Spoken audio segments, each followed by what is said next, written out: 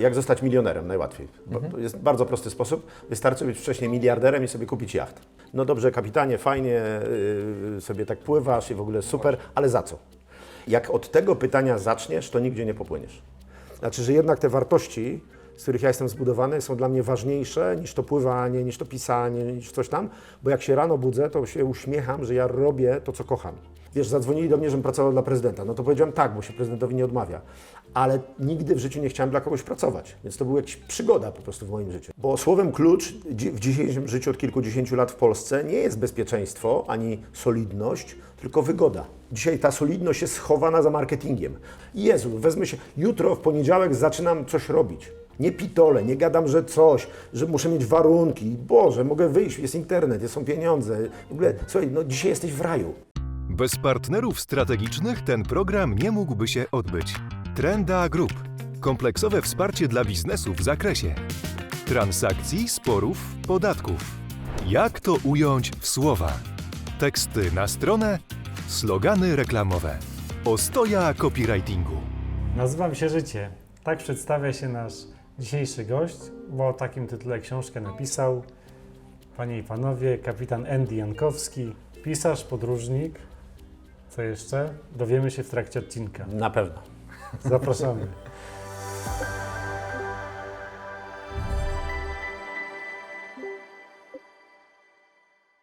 Klasycznie zaczniemy. Dla naszego gościa mamy specjalną w ogóle, specjalną przesyłkę, specjalny prezent, książkę. No coś ty, nie przygotowałem się. No, widziałeś? Mariusza Urbanka, genialni, Lwowska Szkoła Matematyczna. Wtedy, Bardzo kiedy inspirujące. dryfujesz, masz czas poczytać, tak? Oczywiście, jejku, dziękuję. Matma się przydaje na pokładzie, fantastycznie. Przydaje się, jest z dedykacją i podziękowaniem za udział w naszym Ale programie. numer, słuchajcie, no to w takim razie dla Was będzie też książka, nie wiem, może jakiś konkurs dla czytelników zrobimy. Jak ktoś nie usnął w czasie naszej rozmowy i uważa, to dostanie książkę w takim Dobra. razie, tak się umawiam. Super. Fantastycznie. Mamy to, tak. super.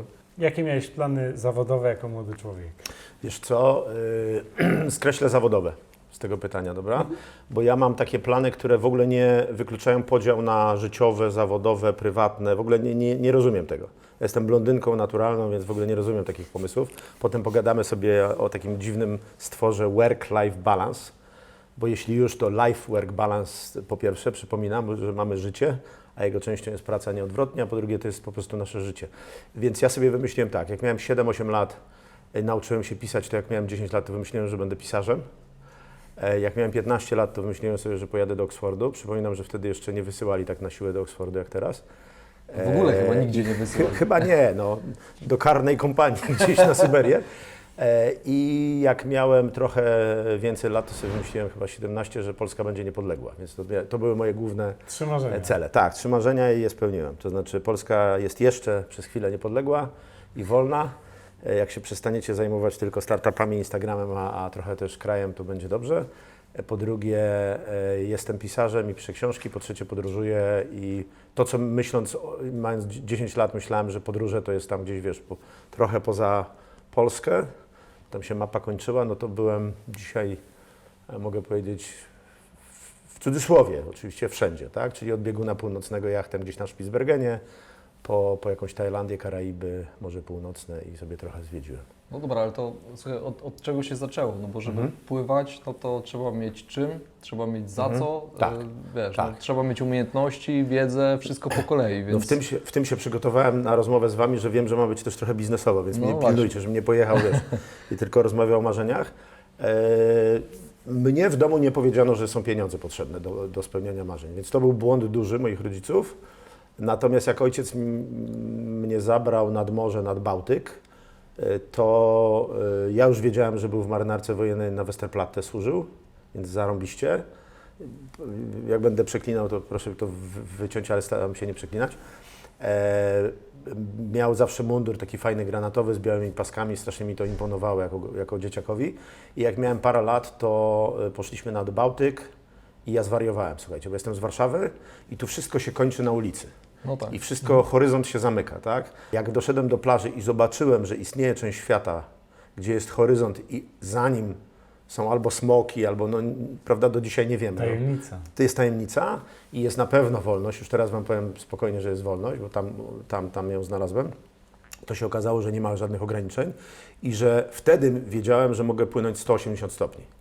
To znaczy, że tu w Warszawie mogłem być albo prawnikiem, albo rolnikiem, albo kimś tam, rolnikiem słabo, albo kimś tam, tak? Czyli miałem 7 do wyboru, a tam miałem 180 stopni, a teraz już wiem, że jest w życiu 360.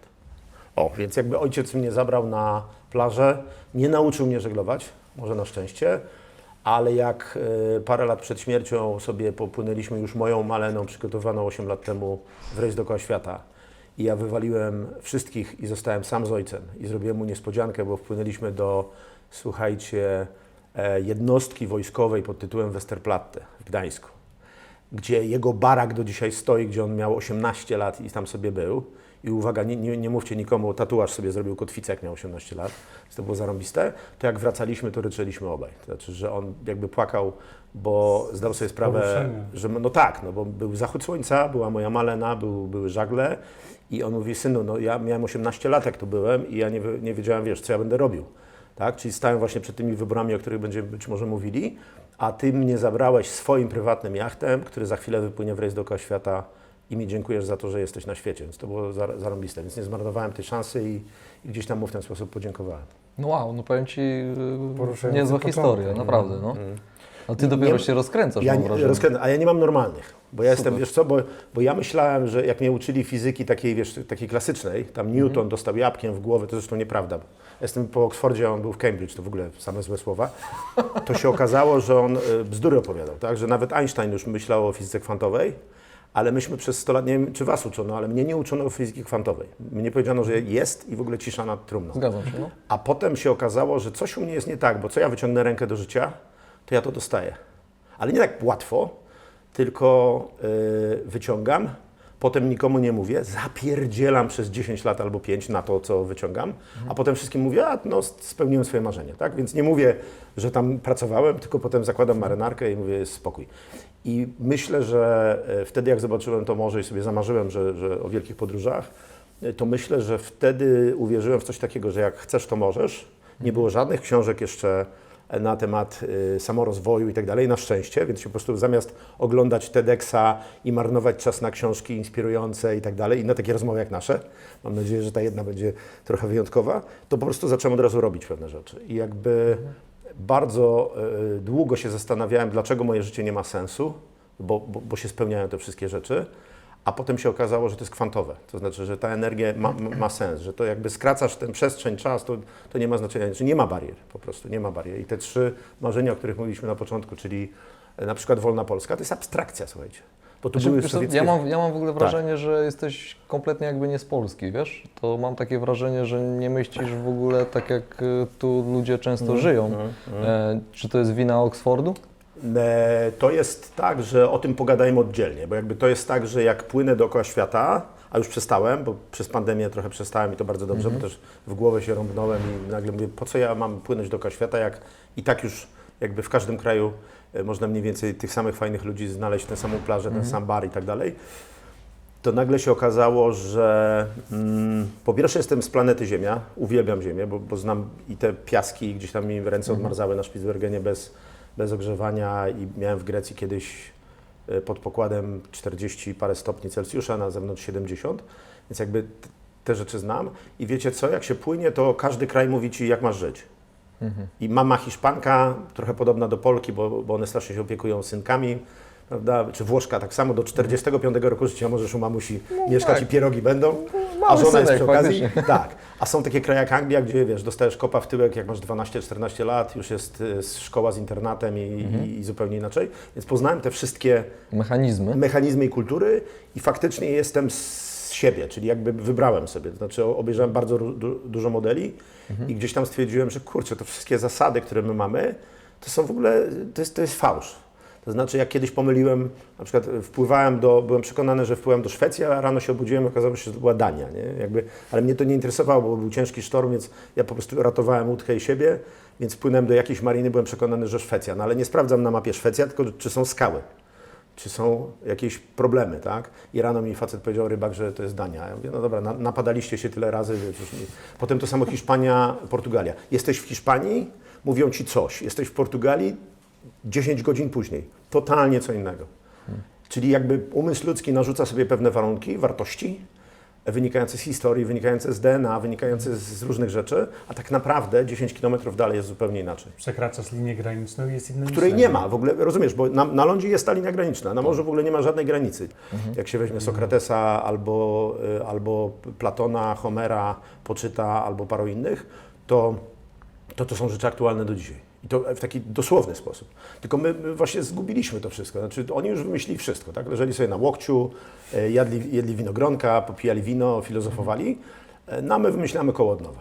I Grecja to jest taki kraj, który się kojarzy, że zegarki nie są koniecznie potrzebne. Jak One w Szwajcarii czy w Niemczech. Tak, one są potrzebne. Ja pierwszy raz od 2 miesięcy nastawiłem zegarek z szacunku do nas wszystkich tutaj, bo nie nastawiam zegarka. Na jachcie mam Sunto, które pokazuje ciśnienie. Takie średnie na ziemi to jest 1013 hektopaskali i wielu moich znajomych prawie do rozwodu doprowadziłem, bo tam jest 10-13 i oni zawsze jak ze mną siedzą w jakimś tawernie, to myślą, że jest 10:13 i potem o 5 rano dzwoni żona, 27 nieodebranych i to jest właśnie ten moment zakończenia wieczoru. To się parę zdarzyło. W anglosaskiej kulturze, w niemieckiej kulturze, już teraz w polskiej kulturze, z czego częściowo jestem dumny, to jest tak, że jak wsiadamy do tego pociągu, to wiesz, to nas wiezie 30-40 lat ten pociąg, albo my próbujemy tam coś sterować, ale najczęściej wsiadamy tam, przesiadamy się, ale to już są gotowe rozkłady jazdy.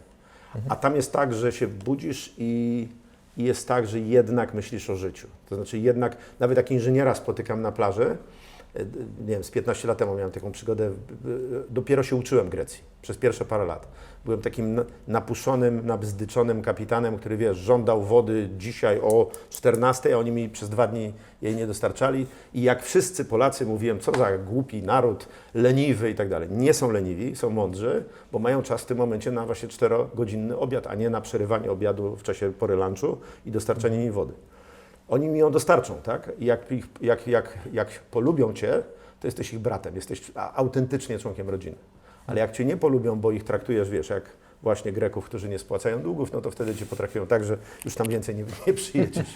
Ale to jest z mądrości, a nie z jakiejś takiej głupoty i tak dalej. Chcemy rozmawiać o wykształceniu. Mówisz, że to jest temat w ogóle na inną rozmowę. Mam wrażenie, że to wykształcenie jednak miało znaczenie. Miało.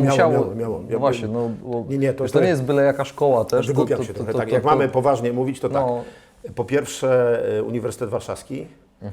To był taki standard, który chciałem zrobić. Po drugie, wiesz co, po co? Dlatego, że kocham pisać i wtedy, kiedy usłyszałem, że jest dziennikarstwo na UW, no to fajnie, tak? okej. No to tam by, myślę, Czyli była jakaś zajawka. tak, jakaś duża litera, Czyli mała była litera. woda, był ten Bałtyk, ale była zajawka Było pisanie, pisarska. było Tak? całe życie. To jest jakby równolegle. Czyli taki jednak kontekst artystyczny jest. tak. Pisanie polega na myśleniu. Tak, na przykład. Lubię myśleć, lubię też udawać, że nie myślę, a to z myśleniem to też sobie pogadamy. Potem były jakieś nieprawdopodobna ilość kursów, treningów i różne rzeczy też, tak? Okej. Czyli jakby jedno i drugie. Gdzieś tam nawet jakiś Harvard, Georgetown University i Ale to inne kursy, rzeczy. kursy. Tak. A Po to, żeby Oxford Oxford rozumiem, był byłeś tak. na miejscu. Ja byłem zawodowym dyplomatą, w związku z tym zrobiłem sobie po prostu studia czysto dyplomatyczne, stosunki międzynarodowe. Okej. I potem zrobiłem sobie jakiś kurs, to był taki, wiesz, MBA w pigułce. Żeby The Economist lepiej czytać to i z Tobą w ogóle się porozumieć, no to musiałem się też biznesowo... A, dziękuję. Wiesz, Wiem, że to porozumieć. przytyk. No. Wiem, że to przytyk. Nie, to jest ważne, bo jakby Nie, no. jeżeli nie mamy teoretycznego przygotowania, dokładnie tak jak na morzu, praktyka jest bardzo ważna, ale jak ja nie wiem na początku, gdzie jest przód, gdzie jest tył, dlaczego niż się wybudował i jest chmura i tak dalej, to samemu mi to zajmie 20 lat. Jeżeli ja to wiem teoretycznie, no to jakby wchodzę na morze i już wiem, że aha, no to dlatego, tak? No tak, ale zobacz, bo pytamy o to celowo tak naprawdę i trochę o tą szkołę, Tak. bo chcielibyśmy dojść i przedstawić też widzom i Tak. pokazać, no wiesz, pojawiasz się i pływasz po całym świecie, Tak. no to od razu się pojawia pytanie, no dobra, skąd na to pieniądze, jak do tego doszedłeś? Ograniczenia. Wiesz, no Ograniczenia, dużo tak. rzeczy Dobra. pojawia się po kolei, więc fajnie by było dojść do takiego etapu, jak to się stało, że Ty faktycznie mogłeś kupić sobie Jasne. łódź, jaką Jasne. chciałeś mieć.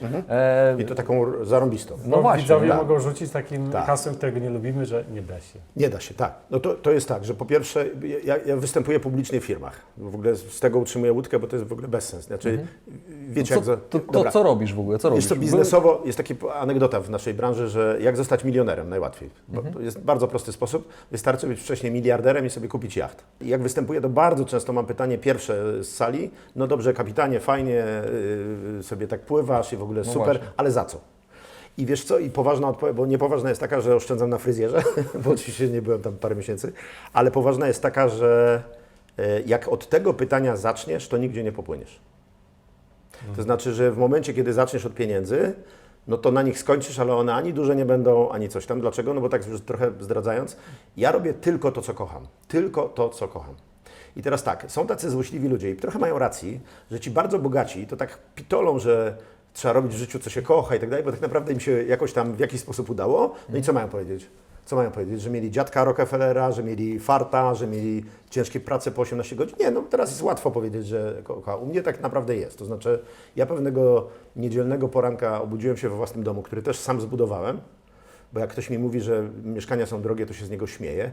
Bo jak ja wtedy chciałem kupić mieszkanie w Warszawie, to na kawalerkę mi pani powiedziała w agencji nieruchomości, że nawet nie mam. No to po prostu kupiłem działkę pod Warszawą z domem. Następnego dnia mój kumpel budowlaniec przyjechał i mnie śmiechem zabił, bo trzeba było to zburzyć. Ale wiesz, miałem wizję, że domek to sobie rozbuduję, to była badziewie kompletne. I stać mnie było nie na materiały, ale na to, żeby z pomocnikiem lat 75 ręcznymi piłami robić dom, który potem sprzedałem za mnóstwo pieniędzy. Więc jakby wiesz, jakby jest temat i go załatwiamy. Czyli nie czytamy książki, jak się wzbogacić, nie czytamy książki, jak się zorganizować, czy skórka od banana przyklejona na ścianie, czy kalendarz w iPadzie, czy taki, tylko robimy. Bo ja się tym różnię od bardzo wielu ludzi, że ja dużo gadam, ale jeszcze więcej robię, jak nie gadam. No dobra, to ja Aha. się teraz zatrzymam. To Dobra. ile miałeś lat, kiedy byłeś totalnie samodzielny, że mogłeś na siebie... 18. 18. Mieszkałem w Warszawie z rodzicami Aha. i jak usłyszałem, że moja matka znowu chce mnie zaprosić do szpitala, bo jestem, mówię przez nos na przykład, albo mam katarek, albo coś, to zdjąłem te 5 czapek i 4 kurtki i wyprowadziłem się, przepraszam, z domu, mimo że moi koledzy byli prawie wszyscy spoza Warszawy i się pukali w głowę, co ty chłopie robisz, no przecież możesz mieszkać u rodziców, mieć obiady, nie płacić za akademik albo coś tam. Nie, to jak miałem 18 lat. Szybka decyzja. Tak, bo to jest anglosaskie właśnie. To jest, ja jeszcze nie wiedziałem, że to jest anglosaskie, ale właśnie kwantowo mi podpowiedziało, że jak będę z mamusią i statusiem, to ja nie użyję tego sformułowania, którego normalnie bym użył po 24, więc jak ktoś będzie No nas może, słuchał, może tak? wyjątkowo je Tak, będę użyli. jak ta portowa, będę po prostu, bo będę siedział i będę takim nieudacznikiem, jak większość ludzi, która ma dobrze. W czasach, kiedy jest dobrze, jest po prostu tak fatalnie, bo teraz mamy niesamowicie dobrze. I ludzie tego nie doceniają, tylko mówią, że mają trudno, bo mają dobrze. Nic podobnego. Tam było naprawdę trudno. W ogóle Oxford to był jakiś kompletny kosmos, ale wiesz, no, podstawowe rzeczy. Nie było na przykład dostępu do internetu, a chciałeś się uczyć angielskiego. To leżałeś z uchem na BBC i na zakłócanej Głosie Ameryki, no bo jeszcze był zakłócany, po to, żeby dowiedzieć się w ogóle, co się na świecie dzieje. No dobra, ale zobacz, to skoro byłeś w wieku 18 lat już samodzielny, Tak. to skąd się wziął Oxford? Wiesz co, z marzenia, jak miałem 15 lat, bo przyjechał do mnie wuj z Kanady, nie wiedziałem, co to jest McGill. On był tam profesorem, znał 19 języków, Nieźle. miał żonę z Iraku, taką z 1001 nocy kobietę, sam był Polakiem, z moją się wychowywał, no i powiedział mi o Oksfordzie i powiedział, że tam pojechał. No i Okej, czyli nie rodzice, Nie, ale jednak otoczenie miało na to wpływ. Ojciec ze mnie zrobił faceta, to znaczy ojciec mnie wrzucał, jak miałem parę lat do wody, kazał mi otwierać oczy, ja jeszcze nie umiałem pływać, już umiałem nurkować, to ojciec ze mnie tak fizycznie zrobił faceta. Okej. Mam wujka, mam tajemnicę drugą, mam wujka filozofa.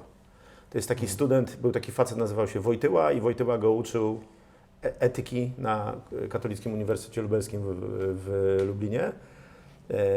Tam mój wujek, wiesz, no, miał taką czaszkę wielką i on mi to wszystko przez całe życie oddawał.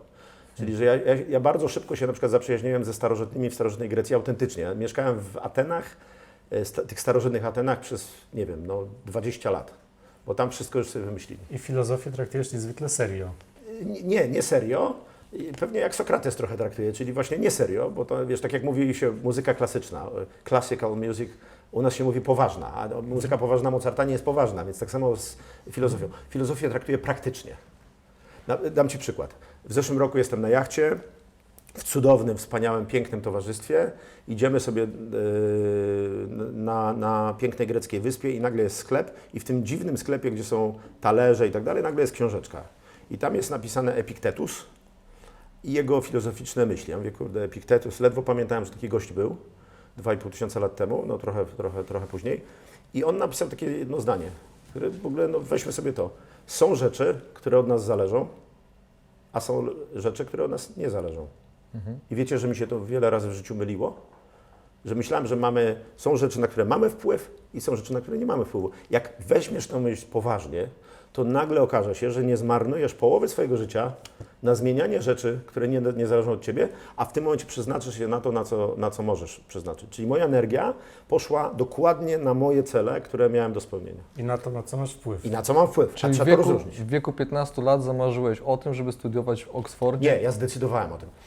O, Taką anegdotę, super, taką różnicę, super. żeby No to, wyjaśnić. a to jest dla mnie Zdecydowałem. konkret, to jest dla mnie konkret. Dobra, jak książkę popełniłem po angielsku trochę na początku i tytuł w ogóle My Name is Life to był oryginalny tytuł mojej książki. Potem tak się męczyłem, czy nazywam się Życie, czy mam na imię Życie i spotkałem na swojej drodze wspaniałego tłumacza i genialnego faceta, Marka.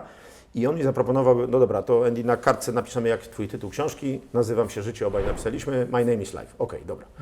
I w pewnym momencie zaczął tłumaczyć moją książkę. Mówię, jest wybitnym tłumaczem, no ze mną nie poszło dobrze, ale to ja jestem w ogóle dziwny. I dajmy na to, jest w mojej książce chyba, no, takie podobne zdanie, ale może nie takie, zdecydowałem, wykrzyknik, będę żeglował, kropka. To jestem ja. Zdecydowałem, wykrzyknik, będę żeglował. A Marek to przetłumaczył na angielski w ten sposób. I wtedy zacząłem się poważnie zastanawiać, czy nie zająć się żeglarstwem. Kropka. Prawda? No jakby trochę wyraził siebie. I wiecie co? I wokół mnie bardzo dużo ludzi zastanawia się poważnie, czy nie zająć się A to jest żeglarstwem. zupełnie co innego. Totalnie. Zupełnie. Rozumiesz? I jakby my bardzo często nie zauważamy, że my coś pitolimy, my coś myślimy i ja wtedy ludziom mówię, wiecie co? Nie spełniajcie swoich marzeń. Nie spełniajcie swoich marzeń. Dlatego, że zostańcie pod kołderką w piątek wieczorem, w sobotę, fantazjujcie i nigdy nie wychodźcie z tej strefy komfortu. Bo jak wyjdziecie, to się dowiecie po 4 studiach humanistycznych, jak ja, co to jest pompa zenzowa, co to jest 1200 piorunów w ciągu godziny, co to jest kształt kości zamarzających przez 2 tygodnie na Spitsbergenie i te marzenia, które my mamy takie fajne, niech one zostaną na plakacie. Naprawdę. Niech to będzie fajna dziewczyna, aktorka, która będzie waszą żoną, niech to będzie jacht, co drugi, wiesz, fundusz inwestycyjny albo bank pokazuje jacht i faceta za sterem, od Braverano po tam fundusz inwestycyjny, wszyscy są za sterem. Ten facet nie ma pojęcia, dokąd płynie. Ta jego kobieta, która jest na dziobie, zaraz spadnie, bo jej nie założył kamizelki ratunkowej, nic nie umie, więc zostańmy w tym. Zostańmy w tym. I problem polega na tym, że jeżeli coś zdecydujesz i naprawdę to czujesz wewnętrznie, bo to jest właśnie druga rzecz. Wszystkie moje marzenia były moje. Nie matki, nie ojca, nie jakiś tam zostań temu. Mój ojciec chciał, żebym jak był kimś zupełnie innym. Nigdy się ich nie pytałem o zdanie. To znaczy wyssałem z nich miłość, wyssałem z nich stabilizację, ale nigdy w życiu nie pozwoliłem sobie na to, żeby ktoś mi narzucał, co mam robić. Na przykład, że trzeba było mieć, na przykład takie państwo się nazywało, nie wiem czy pamiętacie, PRL. I tam był taki ptak, symbol był ptak bez orła. No to jak miałem w podstawówce trochę czasu, to sobie wycinałem z czekoladki takiej koronę, no i tam dobijałem. Także wszędzie poznawałem dyrektora szkoły bardzo szybko. I po prostu chodzi o to, że, a to przez wuja, bo tam jakiś Pobóg Malinowski, Bitwa Warszawska 20 roku, Sowieci i tak dalej. Więc chodzi po prostu o to, żeby robić, a nie gadać, że się robi. Więc lepiej nie gadać, tylko wiesz co, marzyć sobie wewnętrznie o tych wszystkich podróżach, ale być na przykład, mówię serio, być w normalnej firmie, prowadzić normalne, nudne życie, niż rzucić się na coś i wycofać się z tego za rok. I to jest rozczarowujące, bo ludzie mówią, nie, no ale stary, no będziesz żałował do końca życia. Po pierwsze będziesz miał, a po drugie, słuchajcie, na swojej drodze spotkałem bardzo wielu ludzi, który poszło w ten sposób, że na przykład, nie wiem, chciało mnie kopiować. Albo uważało, że zajebiście teraz ja sobie podróżuję. Kupienie jachtu to jest masakra po prostu. To jest w ogóle masakra, to jest w ogóle dziura bez dna. Maszoperię ludzie kiedyś zakładali 100 lat temu, żeby 15 rodzin się złożyło na jedną łódkę i tak dalej. Jak ja się dowiedziałem po paru latach, ile to jest pracy, no ale jestem gość, bo jakby lubię się za to, że jestem cholernie konsekwentnym facetem, więc daję radę. Lubisz wyzwania. Tak, 9 lat trzymam to wszystko i w ogóle ja nie wiem, jak ja to robię, bo ja muszę na to zarobić, wszystko utrzymać i tak dalej, bo to kocham. Rozumiesz? Czyli to jest ze mnie. Ale jakby mi ktoś powiedział, czyli jakbyś mi 10 lat temu powiedział, Andy, słuchaj, jest taka zarąbista sprawa, chodzimy w góry i ja bym to zaczął robić, kupił sobie buty to ja bym po paru latach już nie widział Nienawidził w ogóle. Tak, bo tak, i Ciebie też, i bym w ogóle do Ciebie nie dzwonił. A tak to kocham to, co robię, bo jak się budzę, to się szczypię codziennie, że to jest nieprawdopodobne, że ja jestem tam, gdzie chciałem być, jak byłem dzieciakiem. Czyli jakby spełniłem to marzenie, ale to jest moje marzenie, ja za nie płacę. Znaczy rozumiesz, że w 100% za nie płacę, ale to jest moje marzenie. Aha, ale A to warto? pewnie, może słyszałeś też Tak, takie podpowiedzi, że to się nie uda. W ogóle pewnie mi mówili, ale ja w ogóle takich rzeczy nie słucham. Ja mam problem ze słuchem wtedy. To znaczy wypada w ogóle kompletnie, bo wiesz, jak ja się Schwarzenegger. zafiksuję... Nie, to jest coś takiego, że Też zobacz, tak miał. budzisz się w świecie, który jest obrzydliwy.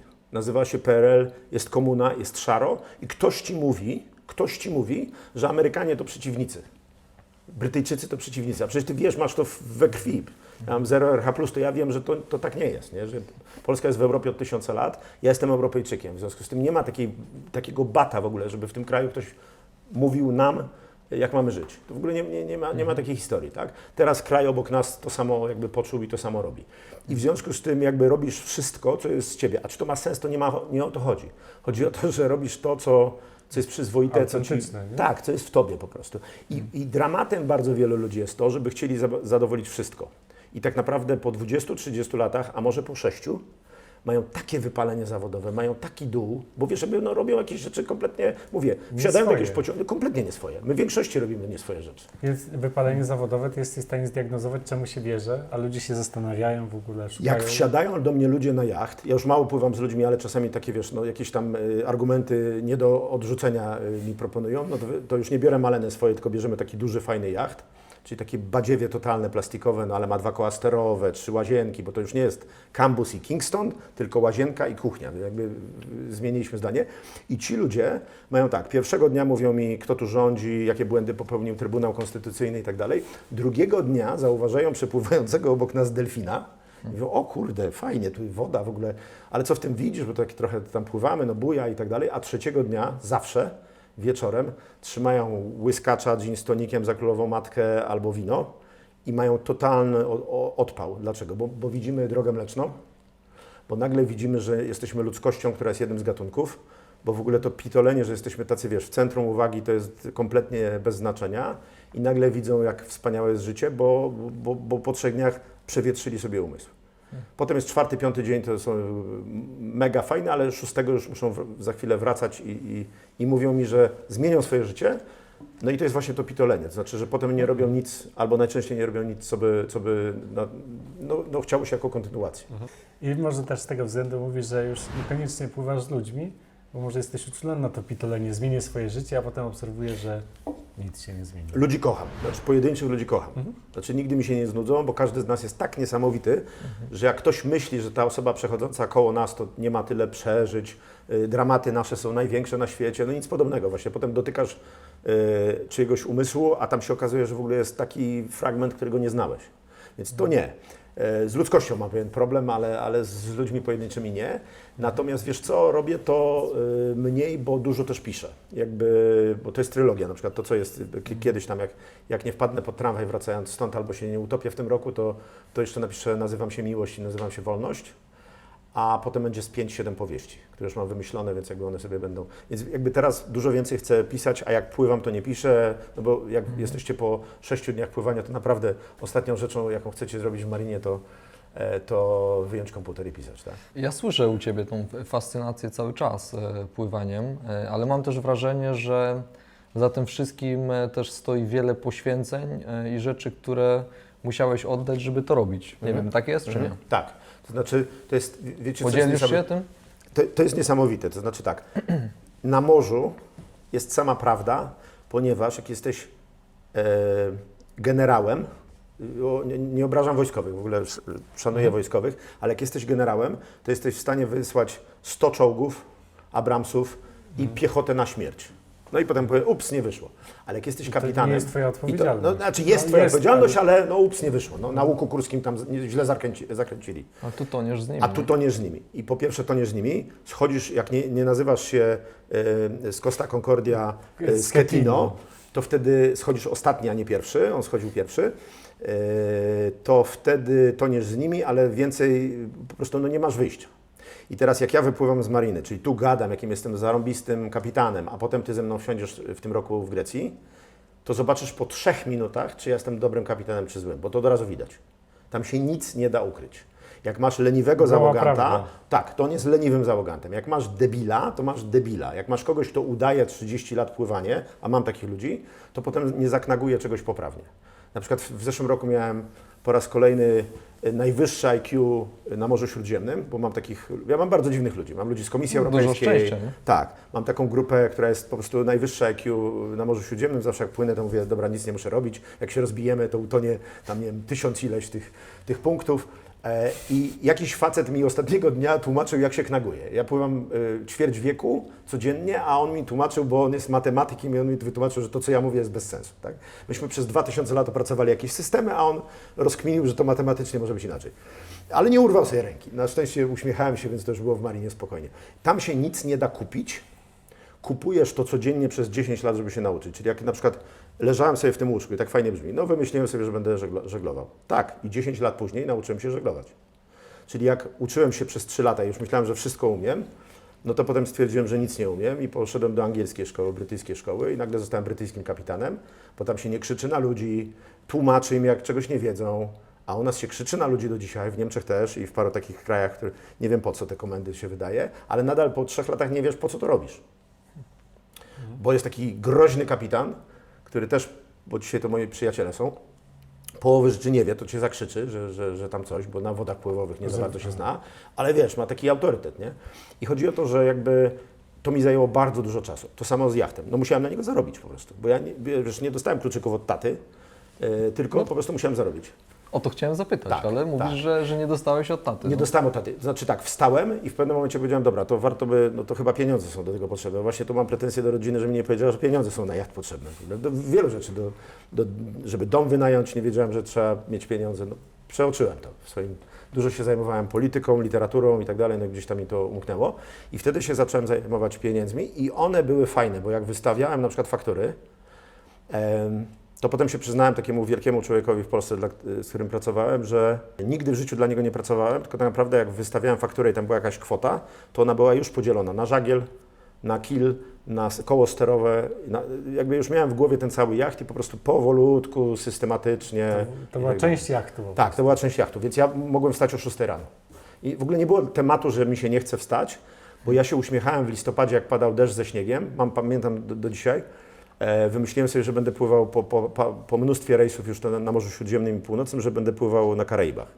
No i takie marzenie życia, nie? Płynąć na Karaibach jako kapitan statku z żaglem.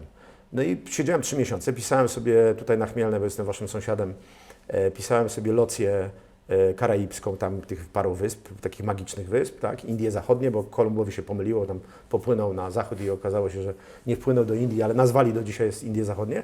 I to jest niesamowite, wiesz, no, urodziłeś się na jakichś książkach przygodowych i tak dalej i nagle płyniesz tam jako kapitan, no w ogóle kosmos zupełny, 15 lat potem spędziłem tam wszystkie zimy. I to jest tak, że rozpisujesz do bólu. Każdą skałę znałem. Jak ja pierwszy raz popłynąłem, to już każdą skałę znałem na pamięć, żeby się nie wpakować w mieliznę, w coś tam. Tak? Także to wymagało bardzo dużej pracy i jeżeli chodzi o środki i jeżeli chodzi o naukę. Czyli jakby wracając do twojego podstawowego pytania o morze, nic nie jest za darmo. Dam wam przykład. Komuna jest, kraj się nazywa PRL, jakiś tam w ogóle nie ma wyborów, jest w ogóle badziewie. Jedna rzecz nazywa się, jak przed II wojną światową, w II Rzeczypospolitej, wszystkie okręty wojenne, to jest niebywałe, to była część Układu Warszawskiego, czyli Sowieci, nazywały się ORP. A co to jest? ORP. Okręt Rzeczypospolitej Polskiej. Słuchajcie, niebywałe. W czasach komuny, gdzie nawet kraj się nie nazywał Rzeczypospolita Polska, tak jak teraz i przed wojną, Tej jednej w rzeczy nie środku ruszono. wojska nie ruszono, bo debile właśnie z tego głównego miejsca w Warszawie, które zawiadowało armią, nie wiedzieli, no bo jakby nie zostawiliby tego, że to jest ORP, no powinno być OPRL, tak? Tak jak Nie mieli tej nie mieli tej świadomości świadomości. po prostu. Dlatego, i jeszcze raz mówię, to jest taka mega elita, gdzie ten kapitan nie może być debilem. Znaczy mówię, można już w zielony mundur kogoś ubrać, nie mówię, cofam to teraz, ale jeszcze w czasach PRL-u, natomiast nie możesz w granatowy mundur debila ubrać, bo utonie. Po prostu szybko utonie. Więc to jest Taka fajne. jest selekcja po prostu. To jest selekcja i fajnie by było robić rzeczy w życiu, w którym sobie zdajesz sprawę z tego, że nic nie jest za darmo i nic nie jest na niby. Jak to umiesz na morzu, to potem jak przeniesiesz to na inną rzecz, to zostaniesz bardzo dobry w danej branży. No okej, ale zanim wypłynąłeś i zanim to zrozumiałeś, to musiałeś być dobry w branży, żeby zarobić na A pływaniu. to jest co innego, bo to jest, wiesz co, to jest tak, że co ja robię? Czasami wchodzę do jakiegoś biznesu, i już to robiłem jako doradca, wchodziłem do jakiegoś biznesu i nawet naprawdę, szczerze, no teraz zdradzam, nie znając się kompletnie na tej branży, zdroworozsądkowo, bo jak widzisz mnóstwo rzeczy w życiu. Ja mam tak szalone życie, że tak zaczęliśmy od różnych rzeczy, ale wiesz, no to nie jest kwestia chwalenia się sobą, tylko to jest kwestia, że ja spałem na Kremlu 2 noce. No masakra, albo byłem 2 razy w gabinecie owalnym w Białym Domu. I jak mówię, przedwczoraj oglądaliśmy jakiś film i ja mówię, o tutaj właśnie prezydent wyszedł na konferencję prasową, oczywiście UFO atakuje Ziemię, no bo to zawsze, jak UFO atakuje Ziemię, to Waszyngton, Stany Zjednoczone. oczywiście i Waszyngton, Biały Dom wiedzą, że to on, bo mają telefon, no to ja mówię, o to byłem tutaj, tu byłem, a tu są tajne drzwi, w gabinecie owalnym są takie drzwi bez framugi i tam się przechodzi do takiego sekretnego pokoju narad i tam też byłem, nie? I to jest tak, no tak, napisz jeszcze, bo Andy już opowiadaj. Więc chodzi po prostu o to, że mam takie szalone życie, ale to życie powoduje, że jak dużo widziałem, to bardzo szybko przychodzą mi jakieś rozwiązania do głowy, tak? I możesz jakby poradzić ludziom jakieś rzeczy, które dla nich są być może właśnie przez to, że mają tylko jeden porządek, plus, minus, y, x i tak dalej, nie widzą tego trzeciego wymiaru. Nie widzą zależności. Nie widzą zależności, nie łączą kropek. Więc dla Ciebie kryzys to nie jest nic Nie ma kryzysu, przerażającego. nie ma kryzysu. No bo zobaczcie, mam 2 ręce, mam 2 nogi, mogę mówić, wy też, zajebiście. Jak 2 lata temu w Rzeczpospolitej powiedziałem, że to był świetny rok, jakie dostałem manto, jakiś pan Krzysztof napisał, jak można w ogóle powiedzieć w pandemii, że ludzie, kurczę, po pierwsze zaczęliście żyć tak A jak może ja. to są szanse? Ale właśnie, zaczęliście żyć tak jak ja, czyli ja od 25 lat już właśnie prawie nic nie robię. Tygodniowo pracuję 4-5 godzin. Tygodniowo, tak? To jest maks, jaki pracuję. Dlatego, że można pracować efektywnie. Bo ktoś kiedyś, teraz to oddam, bo paru mądrych ludzi spotkałem, powiedział mi tak, Andy, nie pracuj po 16 godzin, nie pracuj po 18-20 godzin, bo się przewrócisz, dostaniesz zawału serca, bo masz jedno zdrowie, jedno życie. Pracuj tak i tak się wyszkol, żeby twoja godzina pracy nie była 30 zł. No też dobrze, no jak wyciskam soki i tam na Chmielnej, to płacą mi 30 zł, też jest super, byle na umowę. Tylko zarób 300 zł albo coś tam. No, czasami mi płacą kilkanaście tysięcy za godzinę gadania i to jest tak, że ja sobie wymyśliłem jako mały chłopak, bo ktoś mi to powiedział po prostu, wyszkol się tak, żeby ci płacili dużo więcej za godzinę. I wtedy nie musisz dużej ilości Nie godzin musisz. poświęcać. Masz na przykład czas na myślenie. Rozmawiamy teraz i mamy jakieś ramy czasowe i marnujemy ludziom czas, który mogliby poświęcić na picie alkoholu albo Ale nie bieganie. stojąc na Zachęcamy przeszkodzie, do żeby Zdrabecki, sobie żeby podczas w trakcie oglądania... rozmowy- Muszę, nawet przy tej rozmowie bym proponował Słuchaj, to- spożycie zwiększyć i wtedy chodzi o to, żeby nie marnować życia, czyli jakby po prostu się tym życiem trochę bawić. I właśnie dlatego mówię, że życie nie jest poważne, filozofia nie jest poważna. Jesteśmy jakiś czas na planecie i po prostu warto to wykorzystać, a nie tak na maksa, że tam jakieś głupoty robić, bo ja nigdy głupot też nie robiłem w życiu, też nie miałem takiego, wiesz, okresu głupiego. Tak, ale że mówię, że można krótko też pracować. Nie Można, trzeba się można. zapracowywać. Nie, no bo jak, wiesz, ja w ogóle nie pracuję, bo jakby nawet jak jestem w rejsie pod tytułem 2 tygodnie, to ktoś mi płaci za to, że ja kocham pływać, trzeba mnie jeszcze karmić, lubię cygara i whisky, no to w ogóle masakra. No i jeszcze ludzie są zachwyceni, że w ogóle, wiesz, wieczorami sobie I są gadamy. wdzięczni. I są wdzięczni, tak. To jest fajne, bo jakby wiesz, i to nie chodzi o to, żeby wszystko tak wyglądało, bo ja się śmieję, że jakby wszyscy byli tacy jak ja, to by tam słupki z granicy nam ukradli i po prostu nic by nie działało. Ale jakby każdy robił takie rzeczy. Ale chodzi po prostu o to, że naprawdę w każdej rzeczy można być dobrym i w każdej rzeczy nie można się, nie trzeba się męczyć. Nie trzeba się męczyć. Ja nie będę nikogo oceniał, bo jakby pracuję na siebie, ale mam czasami takie wrażenie, że nie wiem, po co ludzie pracują. Znaczy, po co coś robią. Przykład jest taki. Pracują tak dużo, że nie mają czasu Wiesz na co? zarobienie pieniędzy. Spotykam się z branżą, która jest na przykład, nie wiem, jakaś branża mięsna i goście z zarządu mi mówią, zarąbiście to Andy, zapraszamy Cię tam do siebie, ale nie będziemy tego świństwa jedli, które produkujemy, tylko Cię zapraszamy, wiesz, no, prawdziwy stek i tak dalej. No masakra. Znaczy, po co tworzysz świat? Ale my to robimy. No, My świat, wszyscy to który robimy. jest gorszy i któremu Tak, sam nie a ufasz. potem sami, wiesz, coś produkujemy dla siebie, bo tak naprawdę to, co robimy u siebie, to jest tylko dla zarabiania pieniędzy, żeby to wydać w sposób godny, tak? A to jest bez sensu. Ale przyjacielowi nigdy bym nie polecił. Nie? Ale przyjacielowi nigdy bym nie polecił i rodzinie też. Jakby Wiesz co, możesz być z jednej strony kontrowersyjny dla wielu osób, ale uważam, Ale że... dlaczego? że- Ale powiedz dlaczego. Nie. No Bo właśnie. Bo tak jak Ci powiedziałem na samym początku, Tak. bo to nie jest polskie podejście, ale spotykając się z wieloma różnymi przedsiębiorcami, którzy też zrobili już biznes i mają go kilkadziesiąt lat, Tak. powtarzają te same rzeczy, które Ty powtarzasz, po prostu w inny sposób. Ale cel chyba i ich droga była Wizja bardzo życiowa. podobna. Okej. Myślę, że ten kręgosłup jest inny, ale każdy z tych ludzi znajduje, i chyba do tego chcę dojść, znajduje faktycznie swoją drogę, nie czyjąś, swoją drogę. I jedni, Aha, super. wiesz, Tak, do czego tak, dążę? tak. Rodzice Ty mówili możesz, nie. mieć, ty możesz mieć okulary, tak? tak, Możesz tak. być ubrany tak Tak. jak ja. Ktoś może przyjść nie wiem, w fartuchu takim, w którym codziennie pracuje. Tak. I przez to często ludzie mogą nas powierzchownie oceniać, nie zastanawiając się nad rzeczami, które Dokładnie, faktycznie robisz, dokładnie, które dokładnie.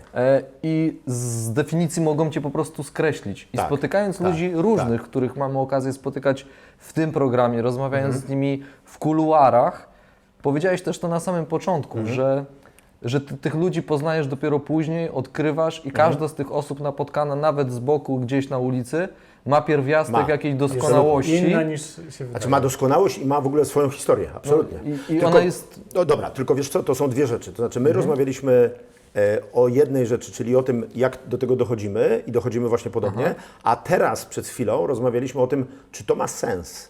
Ale czy to ma sens dla Ciebie? Znaczy, czy to, co ja robię, ma sens dla Ciebie? I ja mam tak, po pierwsze, jak doradzam, to tylko wewnętrznie. Jak moją książkę przeczytasz, to ona jest w pierwszej osobie i ona wydaje się być moją autobiografią. To nie jest, bo to jest książka o Tobie. To jest książka dla Ciebie, to jest książka dla inspiracji, to jest w ogóle nie książka o mnie, ale ona udaje moją autobiografię, a między słowami tam jest mnóstwo rzeczy, z których można czerpać, ale dlaczego ani razu nie złapiesz mnie na zdaniu powinieneś coś zrobić? Bo tak nie ma, bo ja sobie radzę.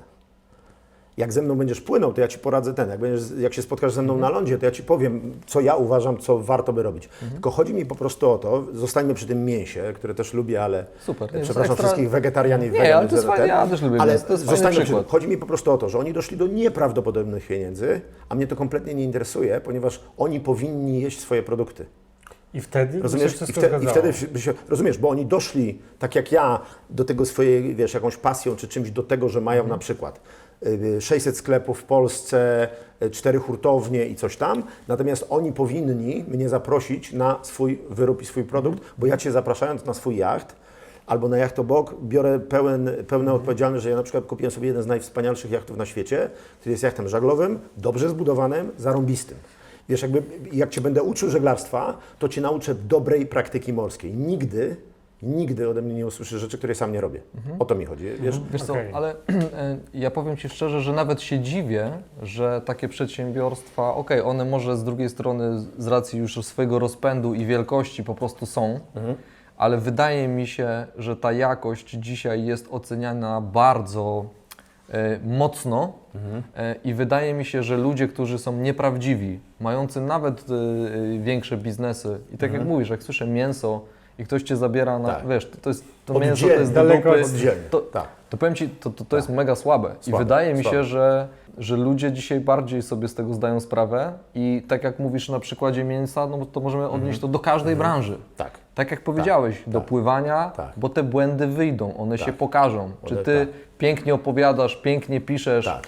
a nie do końca się te rzeczy sprawdzają A w praktyce się realiach, nie sprawdzają, dokładnie tak. czy wchodzą i widzą, a nawet nie widzą. Oni mają czuć się bezpiecznie w Twoim przypadku, bo skoro Ty kogoś zabierasz, jesteś kapitanem, to Safety ja, first. dokładnie, ja oczekiwałbym od Ciebie jako od kapitana, to Ty jesteś gościem, który ma wiedzieć, co tam Ale jest, to już ja ci mam się powiem, czuć bezpiecznie. ale powiem nie? Ci jak jest. Jest No. tak, że bezpieczeństwo nikogo nie obchodzi. Nie myślą o tym? Ale absolutnie nie, ponieważ Ty kupujesz magazyn, Pijecie w którym po jest prostu cały pięknie, czas. jest pięknie, i jest ładnie, i jest plaża, i jest jacht. I przychodzą turyści, bo słowem klucz w dzisiejszym życiu od kilkudziesięciu lat w Polsce nie jest bezpieczeństwo ani solidność, tylko wygoda. Na przykład wygoda, ma być wygodnie. Więc jak ja na przykład nie pozwalam ludziom pić, to w ogóle mam komedię na jachcie, bo przyjeżdża do mnie zarząd banku, wynajmujemy cudowną, wielką łódkę i oni wiedzieli, że nie można pić u mnie, to znaczy inaczej, zaraz, od wypłynięcia z portu do płynięcia do następnego przez parę godzin nie wolno pić. Potem to sam namawiam, żeby palić wioskę, robić różne straszne rzeczy, miejscowej ludności i tak dalej. Natomiast w momencie, kiedy oni wsiadają, to oni myślą, że ja żartowałem. A ja nie żartowałem, dlatego że nie wolno pić na pokładzie. To jest w ogóle, to jest bzdura dla Ciebie, bo Twoje ciało się wychładza w wodzie 25 razy szybciej niż w powietrzu. W związku z tym ta piękna scena z Titanica, jak on jest już w wodzie, a ona sobie na drzwiach tam pływa, to jest strasznie niefeministyczna scena, bo ona się powinna poświęcić i wskoczy do wody, a jego wyjąć. No ale takie facet ma rolę do spełnienia, DiCaprio, i w związku z tym nie wolno tego robić, bo jak wpadniesz jeszcze po alkoholu, to masz rozszerzone naczynia, więc jakby tego nie robimy. Jeszcze gorzej. I wiesz, i wtedy jest pomysł taki, po co mamy w przyszłym roku znowu brać faceta, który nam nie pozwala pić, jak wszyscy tam 70% innych gości powie, nie ma problemu, tak? Jeszcze sam się z wami napije, tak? Więc jakby wiesz, dzisiaj jest wygoda. Dzisiaj nie masz, dzisiaj ta solidność jest schowana za marketingiem, bo wróćmy do tego wojska, nie? Że możesz zasłonić sobie w firmie pewne rzeczy PR-em i powiedzieć zarąbisty pomidor. Dzisiaj kupowałem, nie masz pomidorów w Carrefourze i w Biedronce. pachną i tak dalej. nawet. Nie pachną, nawet w ogóle to nie Nie leży pachną, około, nie smakują. rozumiesz? Nie masz, a masz mają przecież, słońca, a nie? mam do wyboru 7. Dokładnie. Jeden tam w No, miarę... i żaden nie istnieje. Żaden nie istnieje, rozumiesz? I jakby i w tym momencie, dopóki nie pojedziesz na południe Europy, I nie zobaczysz, co to gdzie jest nie ma pomidor.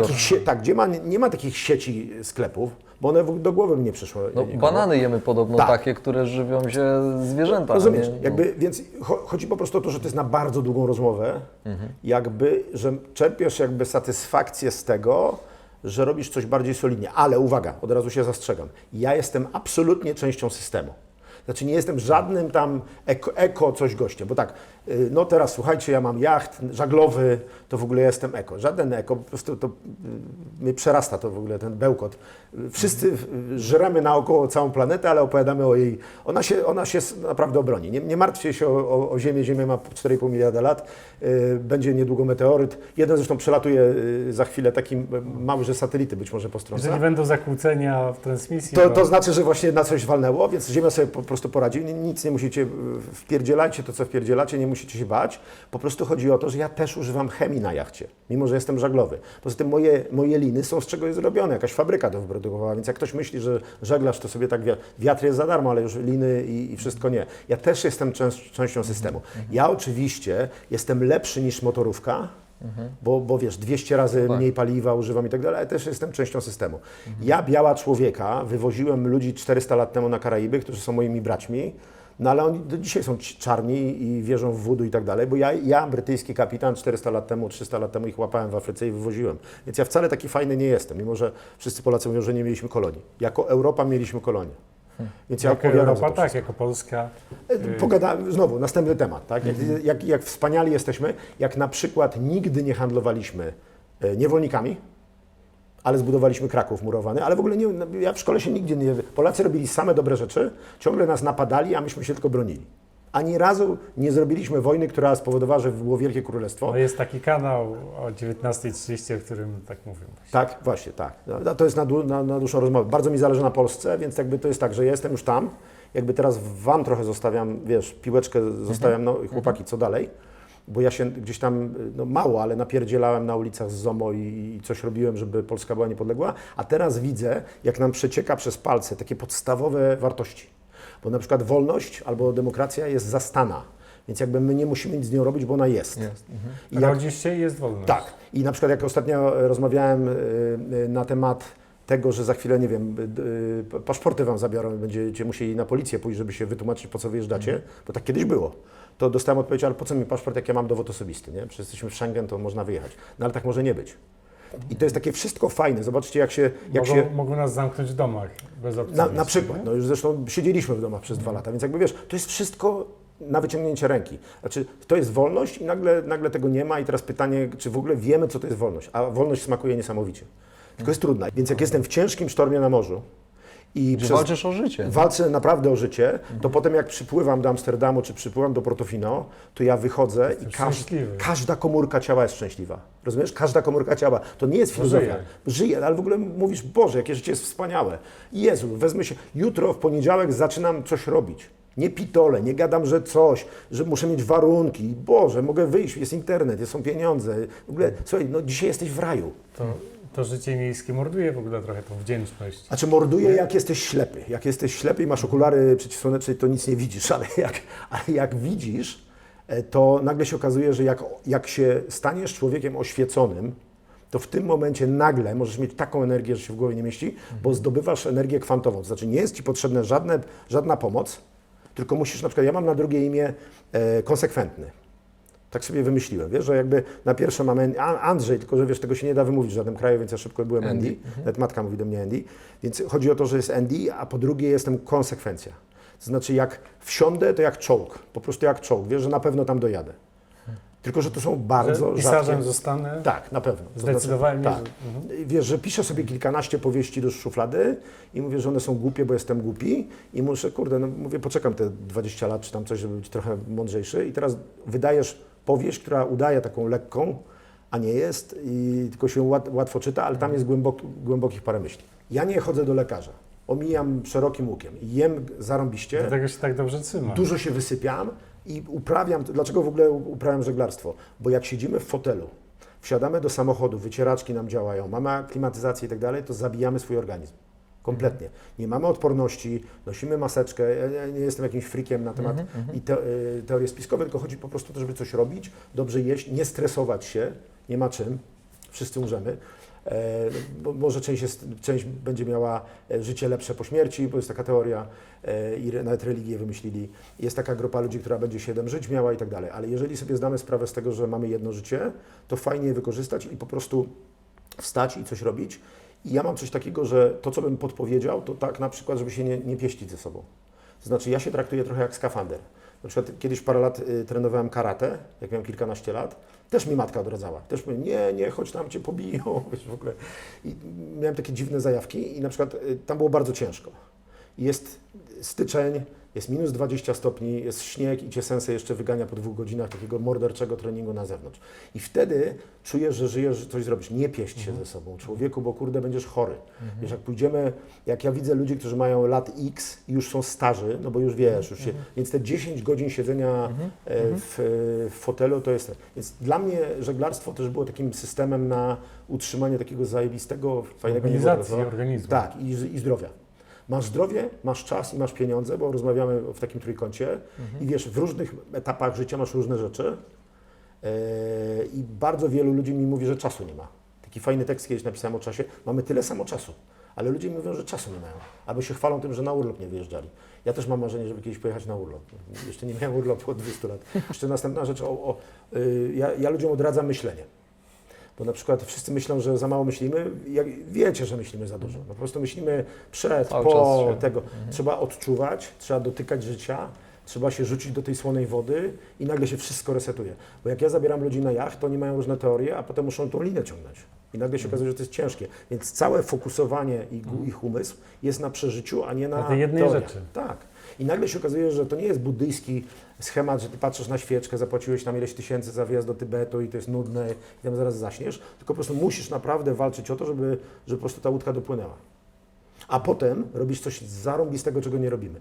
Celebrujesz życie.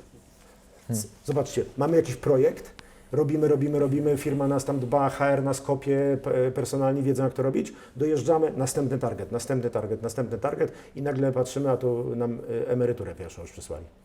W ogóle takie jest życie, nie? A w pewnym momencie mówisz, nie, odmawiam współpracy, Wysoki Sądzie, będę to robił na własnych zasadach i nagle się okazuje, że jest tyle możliwości. No mówię, można być rolnikiem, hutnikiem.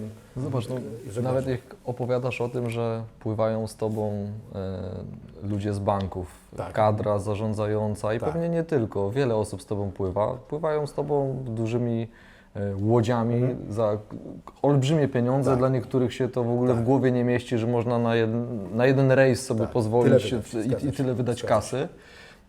I zobacz, że dochodzimy do takiego etapu, że ludzie wydają kosmiczne wręcz pieniądze na to, co w sumie mają, tylko nie dostrzegają tego, Że mają. że Tak.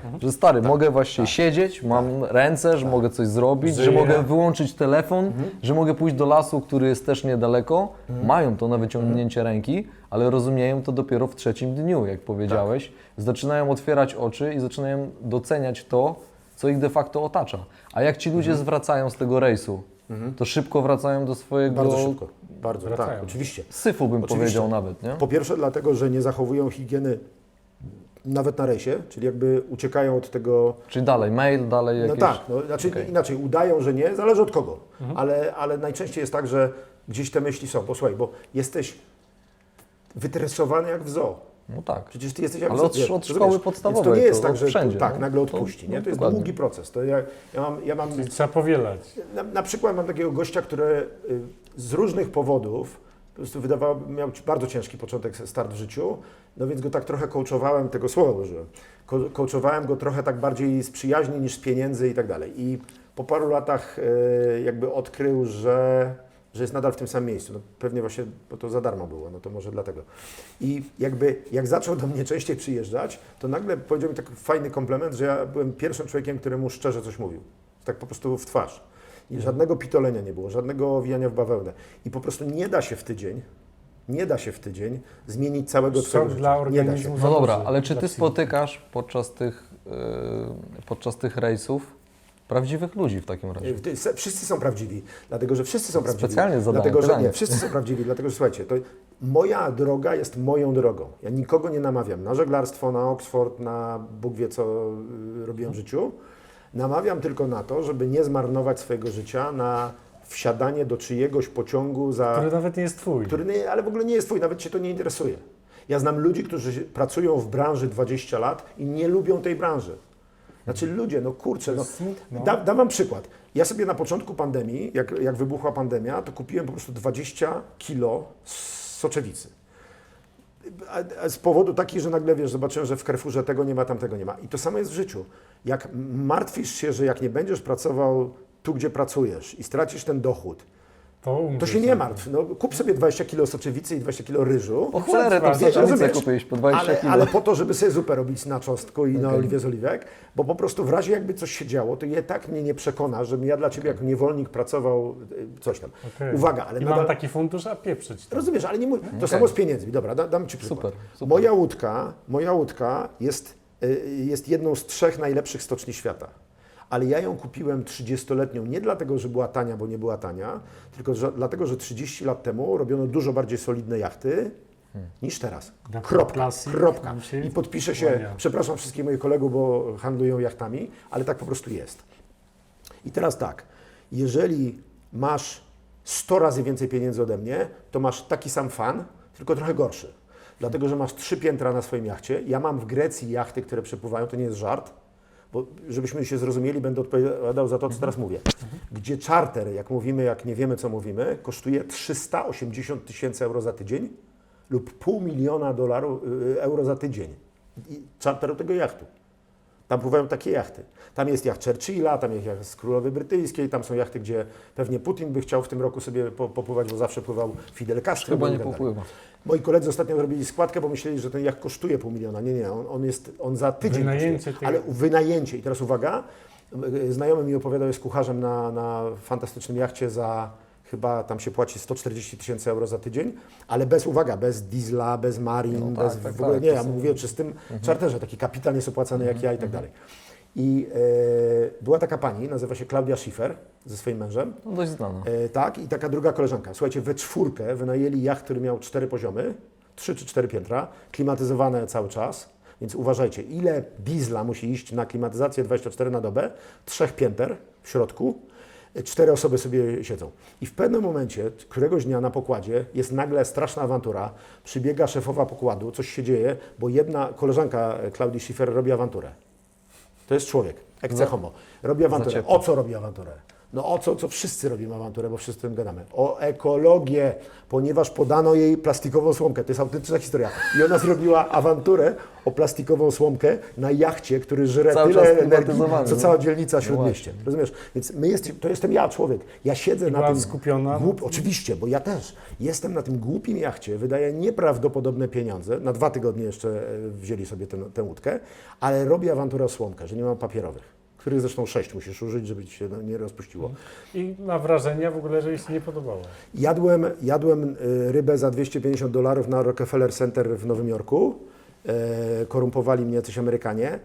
Tymczasem nie udało im się, a ja im bezczelnie powiedziałem na koniec, panowie, macie garnitury po parę tysięcy dolarów, bo mieli świetnie jeszcze te garnitury gdzieś pewnie we Włoszech, ale mówię, ta ryba jest 5 razy gorsza niż ryba na Sycylii od rybaka, która kosztuje nic, bo jesteś ich przyjaciółmi, po prostu stajesz jachtem w jacht. A i niby ten- Nowy Jork, nie? Rozumiesz, więc nie możesz wyskoczyć z łódki 4-piętrowej. Zresztą w Trójkącie jest teraz taki na czasie film, który właśnie jest na takiej dziwnej łódce. Ja mam Malenę, to rano się zastanawiam, ja nie robię jaj z tymi okularami, ja po prostu 2 razy mało nie oślepłem, bo tam masz cały czas na Morzu Śródziemnym słońce, ja od 7 lat ze 2 razy oślepłem, bo masz jeszcze odbijające się promienie słoneczne od wody, więc ja nawet prawie śpię w okularach. Pierwsze co robię, to zakładam okulary, nawet nie spodenki, tylko okulary, skaczesz do wody. Jesteś u siebie, jesteś sobą, nie masz kapitana obcego, który podsłuchuje. Widziałem sceny na 100-metrowym jachcie Abramowicza, gdzie on idzie na dziób i po prostu gada tak, bo wszyscy go podsłuchują. No ty nie możesz się pokłócić ze swoją kobietą normalnie, no bo wszyscy cię słyszą. I Ani gadują. klubu piłkarskiego kupić. Ani nie możesz kupić. Więc jakby wiesz, to jest po prostu tak, że my żyjemy w jakiejś takiej fikcji, bo myślimy, że te pieniądze są potrzebne. Gdybym ja był tylko One są poetą, narzędziem po one są prostu, narzędziem. faktycznie, nie? I potrzeba ich gdzieś tam, wiesz, wyznaczyć sobie jakieś warunki. Teraz spróbuj sobie wyznaczyć warunki, jak jesteś w biznesie, który ma 4 spółki i jesteś człowiekiem sukcesu. Jest trudno. Wiesz co, z kim się nie spotykamy, którzy osiągnęli sukces, Tak. to tłumaczą ciągle to samo, że jak myśleli o pieniądzach, to To ich bankrutowali, nie mieli. często tracili rodziny i było Tak. naprawdę ciężko, ale gdyby nie zbankrutowali, to by nie byli w miejscu, w którym są. I za bankructwo. Tak. I za dziękują z bankructwo są perspektywy wdzięczni, bo dostrzegli rzeczy, których nie widzieli, Brawo. bo zaczęli robić rzeczy, Tak. które faktycznie kochają, które sprawiają im fan. I to zupełnie przy okazji zaczęło robić kosmiczne pieniądze. Jak powiesz w Polsce za godzinę w barze moim ulubionym, że zbankrutowałeś albo że popełniłeś błędy, to się będą z ciebie śmiali i za I się plecami powiedzą odsuną. frajer. Tak. W ogóle nieudacznik. Jak w Anglii zrobisz coś złego jak kapitan, to jest takie pismo moje ulubione Yachting Monthly albo Yachting World, ma 110 lat tradycji, w którym ty się przyznajesz do swoich błędów, dzielę się z tobą moimi błędami, bo ich zrobiłem sporo. Żebyś Ana, ty ich nie popełniał. Lessons to be learned. Czego się nauczyłem? Rozumiesz? właśnie. Bo ja chcę się od ciebie nauczyć, jakich błędów unikać, a nie zrobić je proste te same. A Dokładnie. ja bym jeszcze wrócił w ogóle, to też jest taka fascynująca historia, na moment, do tego Arnolda wspomnianego, Tak. bo on właśnie, to chyba też na wadach wypłynął, Mhm. o tyle, że chciał być aktorem Mhm.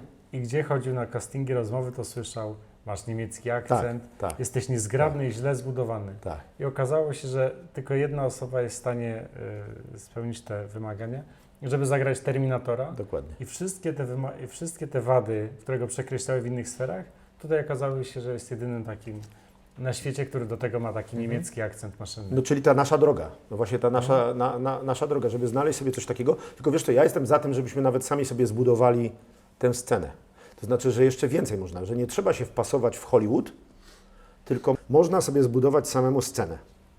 I można sobie samemu przypinać medale. Jak miałem 18 lat i z takim bardzo znanym dziennikarzem, którego nazwiska ani imienia nie wymienię, A może inicjały? braliśmy udział w zawodach, międzyuczelnianych zawodach pływackich. I on zarąbiście pływał.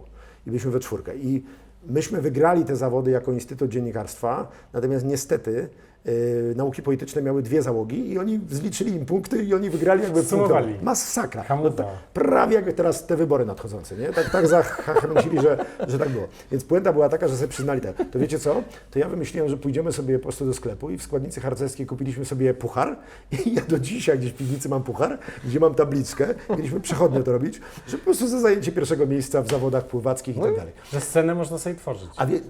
Ale jeżeli jesteś fair i żyjesz w prawdzie, to znaczy jeżeli naprawdę wygrałeś zawody, ale po prostu ktoś cię oszukał, to nie walcz z nim. Znaczy jeżeli to nie chodzi o Ukrainę, tak? Jeżeli nie chodzi o pryncypia, jeżeli nie chodzi o takie rzeczy, że przychodzą ci gwałcić rodzinę, a ty mówisz, nie, ja jestem pacyfistą i tak dalej. To kłamstwo, w którym czasami żyjemy, jest spowodowane na przykład miłością. Moja matka chciała dobrze, zakładając mi 5 czapek i 4 futra, I zakazując chodzenia na i zachodzę karate. na karate, bo by mi się krzywda wystawia, tylko nie pomyślała, że po pierwsze O długiej perspektywie. odpukać, to znaczy ja się nie boję iść do 4 rano, ale nie dlatego, że się umiem bić, bo się nie umiem bić, bo bije się Umiesz ten, się kto... obronić, no. Znaczy w miarę się umiem obronić, pewnie najlepiej to uciekać, jak się jest samemu, ale po prostu chodzi o to, że masz taką pewność w sobą, a poza tym jak jesteś kapitanem jachtowym, i ktoś ci coś mówi, to w ogóle ja czasami patrzę na tego człowieka i zastanawiam się, skąd on jest. I okazuje się, że nie ze Śródmieścia, bo go pytam, skąd on jest, tylko z Mokotowa, kurde. No to mu każę wracać na Mokotów.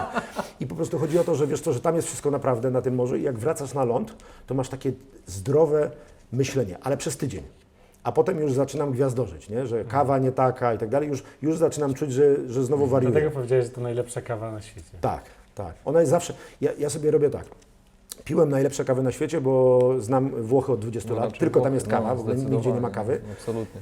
I to espresso, które piję źle zaparzone na chmielnej, jest też dobre, bo tak, zamykam oczy, słuchajcie, jest grudzień i nagle jest, teraz w nowym roku było 19 stopni Celsjusza, wyszedłem, przez chwilę było słońce No właśnie. i dosłownie o 10 rano, te 15 minut siedzę na tym słońcu i po prostu morda mi się Wow, śmieje, no. rozumiesz? I to jest Warszawa, to jest tu, to w ogóle nie trzeba nigdzie wyjeżdżać, To jest ale prawda. warto, ale warto. No. Także jak gadamy teraz, Czy to powiedziałeś, bo chcieliśmy też podpytać o sukces na życie, czy receptę na życie, na szczęście. To wydaje mi się, że to Głównie jest o tym to rozmawiamy. całkowicie uży- wyczerpane. Dobra, dość. ale nie używajmy słowa sukces, moim zdaniem. No. Bo jak chcemy sukces na życie, to wyrzućmy słowo sukces, zostawmy życie. Rozmawiasz o partnerze, partnerce, to jest ważne. Kurczę, Tak. no że wiesz, że jesteś w jakiejś relacji, Zgadzam. nie jakieś pitolenie, wiesz. Fajnie, że masz pieniądze, tylko potem jak je wydajesz w taki sposób, że jesteś sam na tym jachcie i po prostu nic cię nie cieszy, no to jest słabo. Jeżeli jesteś sam na tej górze i mówisz, co poszło nie tak, chciałem być śmieciarzem, a to kurde stoję na własnym budynku i helikopter mam obok, to jest niefajnie. Znaczy, że jednak te wartości, z których ja jestem zbudowany, są dla mnie ważniejsze niż to pływanie, niż to pisanie, niż coś tam, bo jak się rano budzę, to się uśmiecham, że ja robię to, co kocham. I na pewno nie zrobiłem mnóstwo błędów w swoim życiu, popełniłem sporo rzeczy takich, które pewnie bym chciał, żeby inaczej poszły, ale te podstawowe to się nie pomyliłem. Znaczy od dziecka się nie pomyliłem. Że W jakby nie, pryncypiach. że na przykład się nie wypaliłem, bo ja nigdy tam nie poszedłem w ogóle. Jak mnie zabrali na przykład, wiesz, zadzwonili do mnie, żebym pracował dla prezydenta, no to powiedziałem tak, bo się prezydentowi nie odmawia. Ale nigdy w życiu nie chciałem dla kogoś pracować, więc to była jakaś przygoda po prostu w moim życiu, nie? Że jakby poszedłem tam dlatego, że to było jakieś szalone życie, tak? Bo objeżdżasz 43 kraje i w ogóle widzisz najwspanialsze rzeczy w tych 43 krajach, ale teraz robię taką rzecz, że jak się rano budzę, to po prostu cieszę się i wiesz co, ja namawiam na przykład, nie wiem skąd wy jesteście i skąd są ludzie, którzy nas oglądają, Ja jestem ale z nadmorza, no to a skąd? z Gdyni. To ty nie jesteś z nadmorza, tylko ty jesteś prawdopodobnie z nad plaży. Wiesz o co chodzi? No, Że blisko. na przykład moi przyjaciele, wszyscy, to są na przykład Gdynia, Gdańsk, to są moje miasta. I teraz jest taki numer, że jak z nimi gadałem, że tam byłem w Jastarni ostatnio albo w Juracie, a oni mówią, a chciał dzisiaj jechać? Ja mówię, nie jechałem, ja płynąłem. Nawet jak jeszcze nie było w Sopocie mariny albo w Gdańsku mariny, to krzyczałem na nich, bo w Gdyni była taka okropna, ale fajna marina, bo to moja marina, to ja ich namawiałem na żagle i oni wszyscy tam nie pływali. Bo to jeszcze były takie czasy, że naprawdę to były, wiesz, dostępne dla nauczycieli, harcerzy i wojska.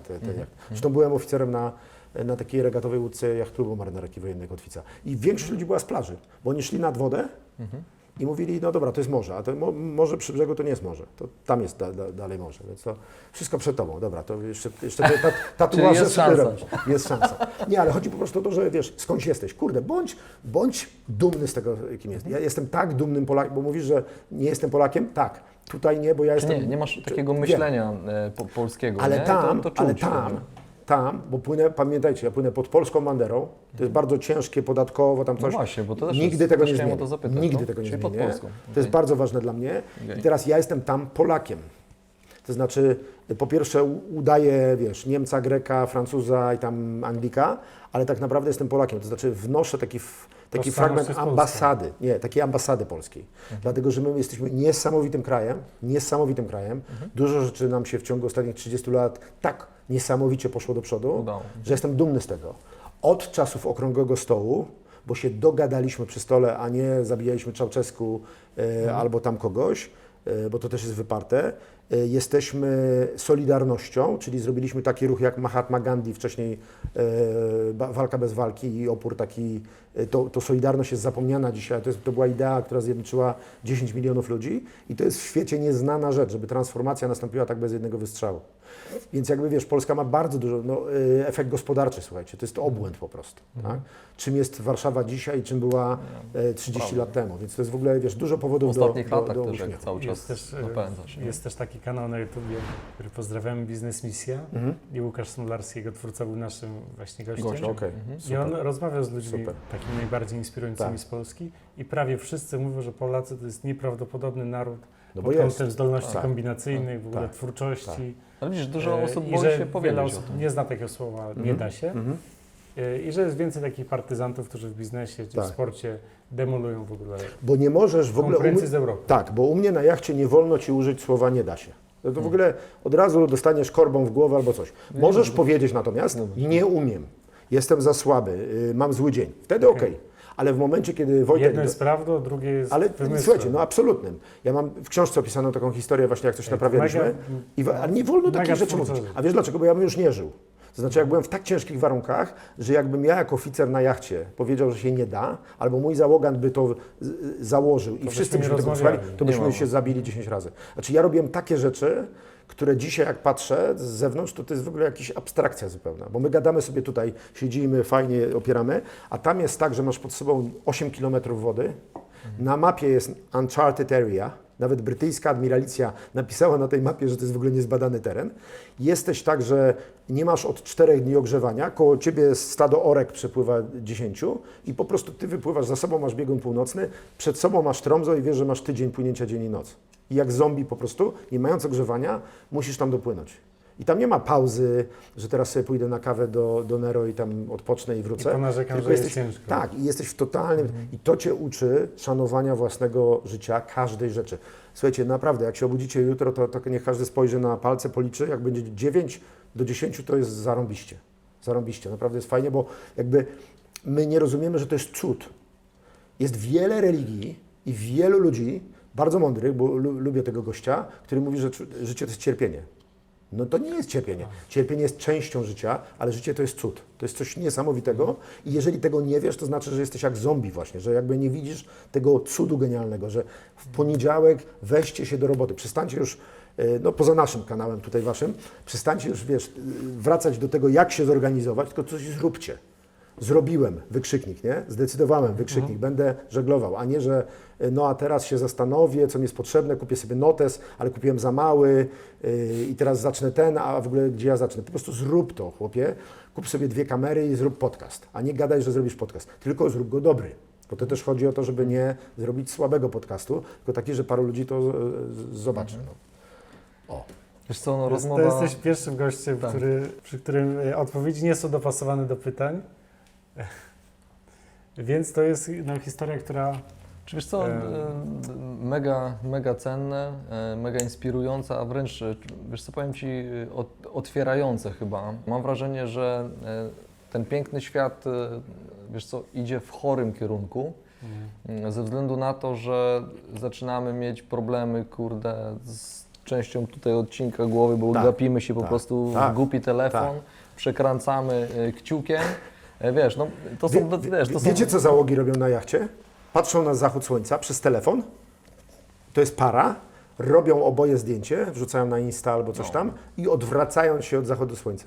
No właśnie. On jej nie weźmie na plażę, nie rozpali tam ogniska, nie zaskoczy jej tym, że z restauracji wyjął talerz i nagle jest tutaj, wiesz, coś do picia i A tak dalej. A nie masz wrażenia, Aha. że to właśnie, że to jeszcze bardziej idzie w chorą jakąś taką stronę? Dlaczego Nie, ludzie... wiesz co, w ogóle to jest tak, że jakbym był papieżem, to bym się całą ludzkością zajmował, a przynajmniej patrzysz na- katolikami, na ale siebie, nie, rozumiem. dokładnie, bo to jest tak, że jakby ja mam fan taki, że już mam taki plan, żeby z ukochaną osobą w tym roku sobie spędzić trochę więcej czasu niż w zeszłym, bo jak jestem z Tobą i Ty robisz takie rzeczy, to ja nie jestem jakby po to, żeby Ci zwracać uwagę, jak żyć, ale jak moja znajoma ze swoim chłopakiem przyjechali do mnie we dwójkę na jacht i 3 dni trzymali pomiędzy giełdą w Nowym Jorku a warszawską o 23 telefony, to im kazałem odłożyć. No bo szlak To im trafi. kazałem Bo odłożyć. zależy Ci Dla na nich, tych ludziach dokładnie. osobiście po prostu, nie?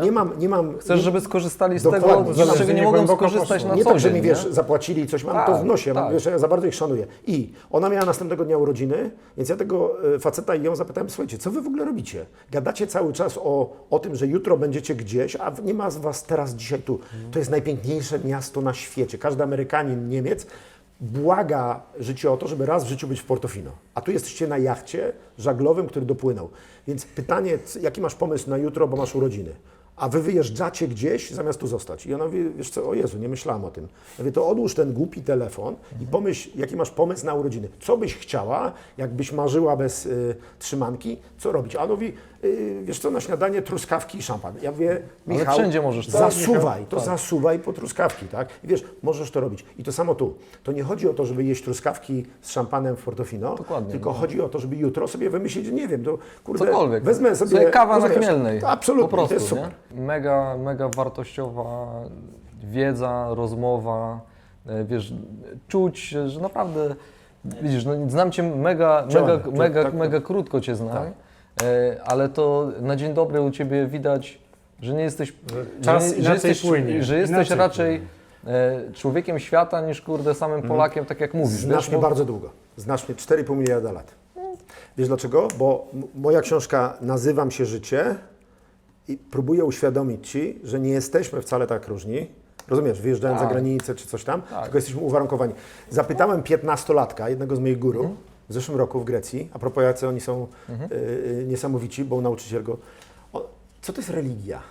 A on mówi, wiesz, nauczyciel mi to powiedział w zeszłym roku. To jest geografia i czas.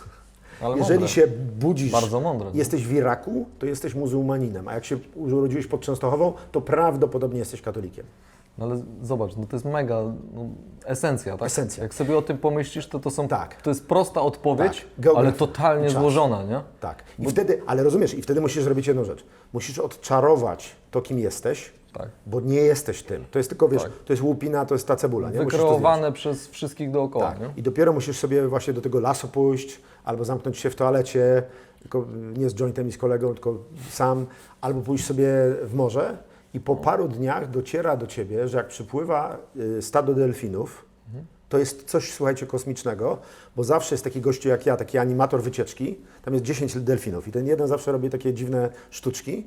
Opisuje się przed Tak, resztą. i one przypływają do mnie czasami nawet na 3 godziny i płyną przed dziobem Maleny 3 godziny koło wybrzeża Sycylii, ale nie przyszły tam po chleb, to nie jest koń. One przyszły po to, żeby się pobawić z jachtem. I ty rozmawiasz z czymś, Były co jest ciekawe ssakiem. po prostu, Tak, no. to nie jest nawet ryba. To nie jest ryba. Jakby źle poszło, to by miał mózg, tak jak my, i by zaczął przesadzać znowu z depresją. Ale chodzi o to, że tak, po pierwsze, my bardzo dużo mówiliśmy o swoim życiu wewnętrznym. My bardzo dużo mówiliśmy w tej rozmowie o ja jako, wiesz, jedno ja. A jest coś takiego w tym Nazywam się życie, że masz tak samo na imię jak ja. I wcale się nie różnimy. I jakby zdajemy sobie sprawę, że my musimy zadbać o to swoje ego, absolutnie, bo to się nazywa Polak, to się nazywa Ukrainiec, to się nazywa Rosjanin, który powinien się obudzić, bo jest częścią tej wojny strasznej. To nie jest wojna Putina, tylko Rosjan, którzy są po prostu szmatami, bo powinni już dawno tego gościa z tego Kremla, nawet im powiem w jaki sposób, bo tam byłem 2 dni, to im powiedział, jak go wyprowadzić stamtąd. Ale wiesz, Ukraińcy robią coś niebywałego. Na przykład my sobie nie zdajemy sprawy z tego, że to jest dla nas mitologia grecka. Termopile znamy, tak? Takie hasło Termopile. Westerplatte znamy. Słuchajcie, no to, co ci goście robili na Wyspie Węży, żeby powiedzieć, ja jestem z morza. Ja jeszcze nigdy nie powiedziałem, parę razy trąbiłem na statek, a potem się okazywało, że to nie jest statek, tylko okręt marynarki wojennej jakiegoś kraju, a on mi tam szedł z lewej, łamał przepisy, ale nie wiedziałem, że to jest okręt marynarki wojennej. No i sam się z siebie śmiałem, że moją Maleną próbowałem zepchnąć, no bo myślałem, że ona będzie mechanicznym, jestem na żaglach, więc powinien mi ustąpić, a potem się okazywało, że tam było napisane A131, no on był szary. No to było w nocy. Ale to, że pogranicznik mówi do okrętu wojennego, do kapitana, tak, ruskiej karabli idź na chuj, to jest po prostu nieprawdopodobne i my jesteśmy w takim pokoleniu, które przeżywa mity greckie. To znaczy na naszych oczach są prawdziwi ludzie, tacy jak my, którzy mają takie jaja, że na jakiejś wyspie powiedział do faceta, no spadaj stąd, tak, to jest mój kraj. To jest niesamowite, znaczy weźmy sobie to, że to są realne rzeczy, które u nas są, obyśmy nigdy nie musieli tego sprawdzać na własnej skórze, bo Warszawa w 85% taka była 70 lat temu. prawda, tak? no. Więc jakby wiesz, to nie jest na niby, to wszystko, co my mówimy, nie jest na niby. Jak ludzie myślą, że wartości to jest coś takiego, wiesz, taka pianka, ptasie mleczko. To nie jest ptasie mleczko, wartość to jest fundament. Tylko my mówię, mamy tak dobrze w kraju, bo parę pokoleń Polaków o to zadbało, żebyśmy mieli tak dobrze, to doceńmy to też. Jakby doceńmy Unię Europejską, bo plujemy często na nią, bierzemy kasę, ale plujemy i tak dalej. Coś niesamowitego, słuchajcie, że Niemcy nie strzelają do Francuzów, że Francuzi nie strzelają do Anglików, a Polacy nie strzelają do Niemców i tak dalej. To w ogóle niebywałe, tak? To jest niebywałe, że od kilkudziesięciu lat jesteśmy Mamy na tyle spokój. mądrzy, tak. Że mamy taki luksus, że Że możemy... przez stulecie tak nie było. Tak nie było, No. nie było. Chociaż z drugiej strony, też jakby dla gwoli ścisłości historycznej, jest tak, że polsko-niemiecka granica była często przez bardzo długi czas najspokojniejszą granicą, że jakby to nie jest tak, że my przez 1000 lat się nienawidzimy, po prostu jest różnie. Więc jakby to, kim jesteśmy, to jest właśnie odpowiedź tego Greka 15-letniego, którego nauczyciel powiedział, twoja religia to jest geografia i czas. I co ciekawe, 100 lat temu Polska była krajem czy Wielkopolska, gdzie był najwyższy przyrost naturalny na całym świecie. Tak. Najwięcej ludzi się rodziło, najwięcej przeżywało. No bo nie było telewizji, no. Ale wiecie co, bo to jest, a to też jest ważne, zobaczcie. 100 lat temu, 70 lat temu, jak zapytacie dziadków, ile mieli braci, sióstr, to będzie tak, 7, 8, 4, 5, w ogóle tego. Uwaga, cisza nad trumną, nie przeżywało kilkadziesiąt procent dzieci. Teraz, jeżeli coś się stanie w szpitalu, to jest wielka afera. Odwrotna sytuacja, na przykład Wielka Orkiestra Świątecznej Pomocy zbiera teraz pieniądze, genialna rzecz zupełnie. Tak, Swoją książkę też na tym sprzedałem i co roku to robię, bo jakoś tam czuję, że jakiś minimalny wkład. Absolutnie. Ale nie mój zresztą, tylko człowieka, który to kupuje. Tylko chodzi po prostu o to, że czasami przesadzamy w drugą stronę. Znaczy tak się już ze sobą pieścimy, że to co powiedziałeś. Po pierwsze tak, kręgi szyjne już tylko po to są nam, żeby spadła nam głowa do iPhone'a. telefonu. To jest bez sensu. Na jachcie jak patrzysz w górę, bo patrzysz na maszt, to masz odwrotną pozycję, tak? Że zyskujesz jakby nową perspektywę. Po drugie, jak płyniesz, Inaczej się myśli. kompletnie. Słuchajcie, na przykład coś takiego, że nie ma tych barier. Jedyna bariera to jest skała i sztorm. Jedyna bariera to jest skały podwodne i sztorm. Czyli jakby w ogóle twoje poglądy to generalnie Posejdona nie interesują. Czy ty jesteś Polakiem, czy jesteś Czech. No, Skąd ty Czesi jesteś? mają przerąbane. Ale mieli kiedyś admirała jeden okręt na Bałtyku. Ale generalnie skąd ty jesteś, jakie masz poglądy, czy ty się ze mną zgadzasz, czy nie, to w ogóle morza nie interesuje. I teraz nagle się okazuje, że ogołaca nas morze z naszych poglądów. I teraz tak, co potrafisz? Czy odrobiłeś lekcję przez te 10 lat czy 5 lat? Czy byłeś na tyle pokorny, żeby sprawdzić w marinie prognozę pogody? Jeżeli jest słaba prognoza pogody, to nie wypływamy. Idziemy do baru i jemy jogurcik lub coś innego spożywamy, ale nie wypływamy, tak? Znaczy uczy nas to cholernej pokory. I tego na lądzie nie ma, bo ty wypływasz w każdych warunkach pogodowych ze swojego apartamentu. I na lądzie możesz powiedzieć cokolwiek. Ale nie, i poza tym jak ci się zepsuje samochód, to dzwonisz po straż albo jesteś ubezpieczony, zwożą ci samochód i klniesz w żywo oczy, co to za pogoda. Tam nie możesz tego zrobić. I to jest coś takiego, nie musisz tam być, żeby mi zaufać, że po prostu mamy niesamowicie na lądzie, czyli jakby ta radość wiesz, z tego, że jesteś zdrowy, notabene trzeba o to dbać. Co my robimy? Kompletnie o to nie dbamy. Słuchajcie, naprawdę żyjemy na kredyt. Po pierwsze bierzemy kredyty, czego nie rozumiem, ale ja wielu rzeczy jako blondynka nie rozumiem, ale bo jak nie mam pieniędzy, to pracuję. Jak nie mam pieniędzy, tata mi tak powiedział, że to trzeba wtedy pójść do roboty i po prostu coś ze sobą zrobić. Chyba to nastawienie jest czymś, co łączy całą Prawda? trójkę. Dokładnie. Po prostu jak masz to po prostu chamsko w gotówie, oczywiście jak jesteś biznesem i chce, wtedy super, ale jak ktoś bierze kredyt konsumpcyjny na swoje mieszkanie, na swoje coś i teraz jeżeli mi powie, ale co on gada, tak już widzę, że tam parę osób już się zdenerwowało i mówi, co on gada, przecież jakbym miał mieszkanie, to już teraz mówię, mamy za mało czasu, żeby wytłumaczyć, że wtedy trzeba wykopać dziurę w ziemi i zbudować dom. A jak zbudowałem ten dom pod Warszawą, to się potem okazało, że dzisiaj to jest dzielnica Warszawy. Znaczy wiesz, że nie wiedziałem, gdzie to jest, a to jest bardzo blisko. I jakby można to zrobić, tylko trzeba wyjść z tej Strefy komfortu. tak, z tej puszki, w której nas wkładają i że pożycz na jedyne 25 lat.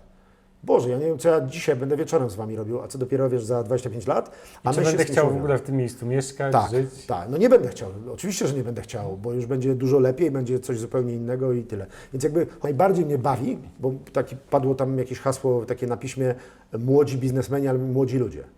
Słuchajcie, jak ktoś ma 25 lat i do mnie mówi, że to jest młody człowiek, to ja pękam ze śmiechu. To jest kurde ćwierć wieku. Znaczy my mamy strasznie duże głowy. Że student nie jest młodym człowiekiem. Student to wiesz co, on jeszcze myśli, No, że 24. ale o co chodzi? Ogarnij się, ty masz ćwierć wieku.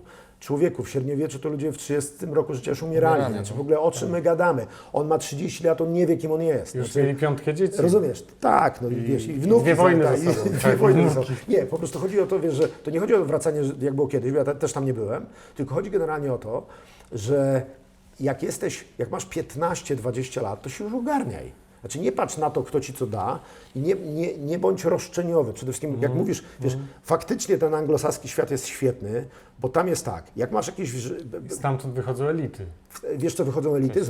Z mojego Oxfordu wyszło pewnie z 18 premierów.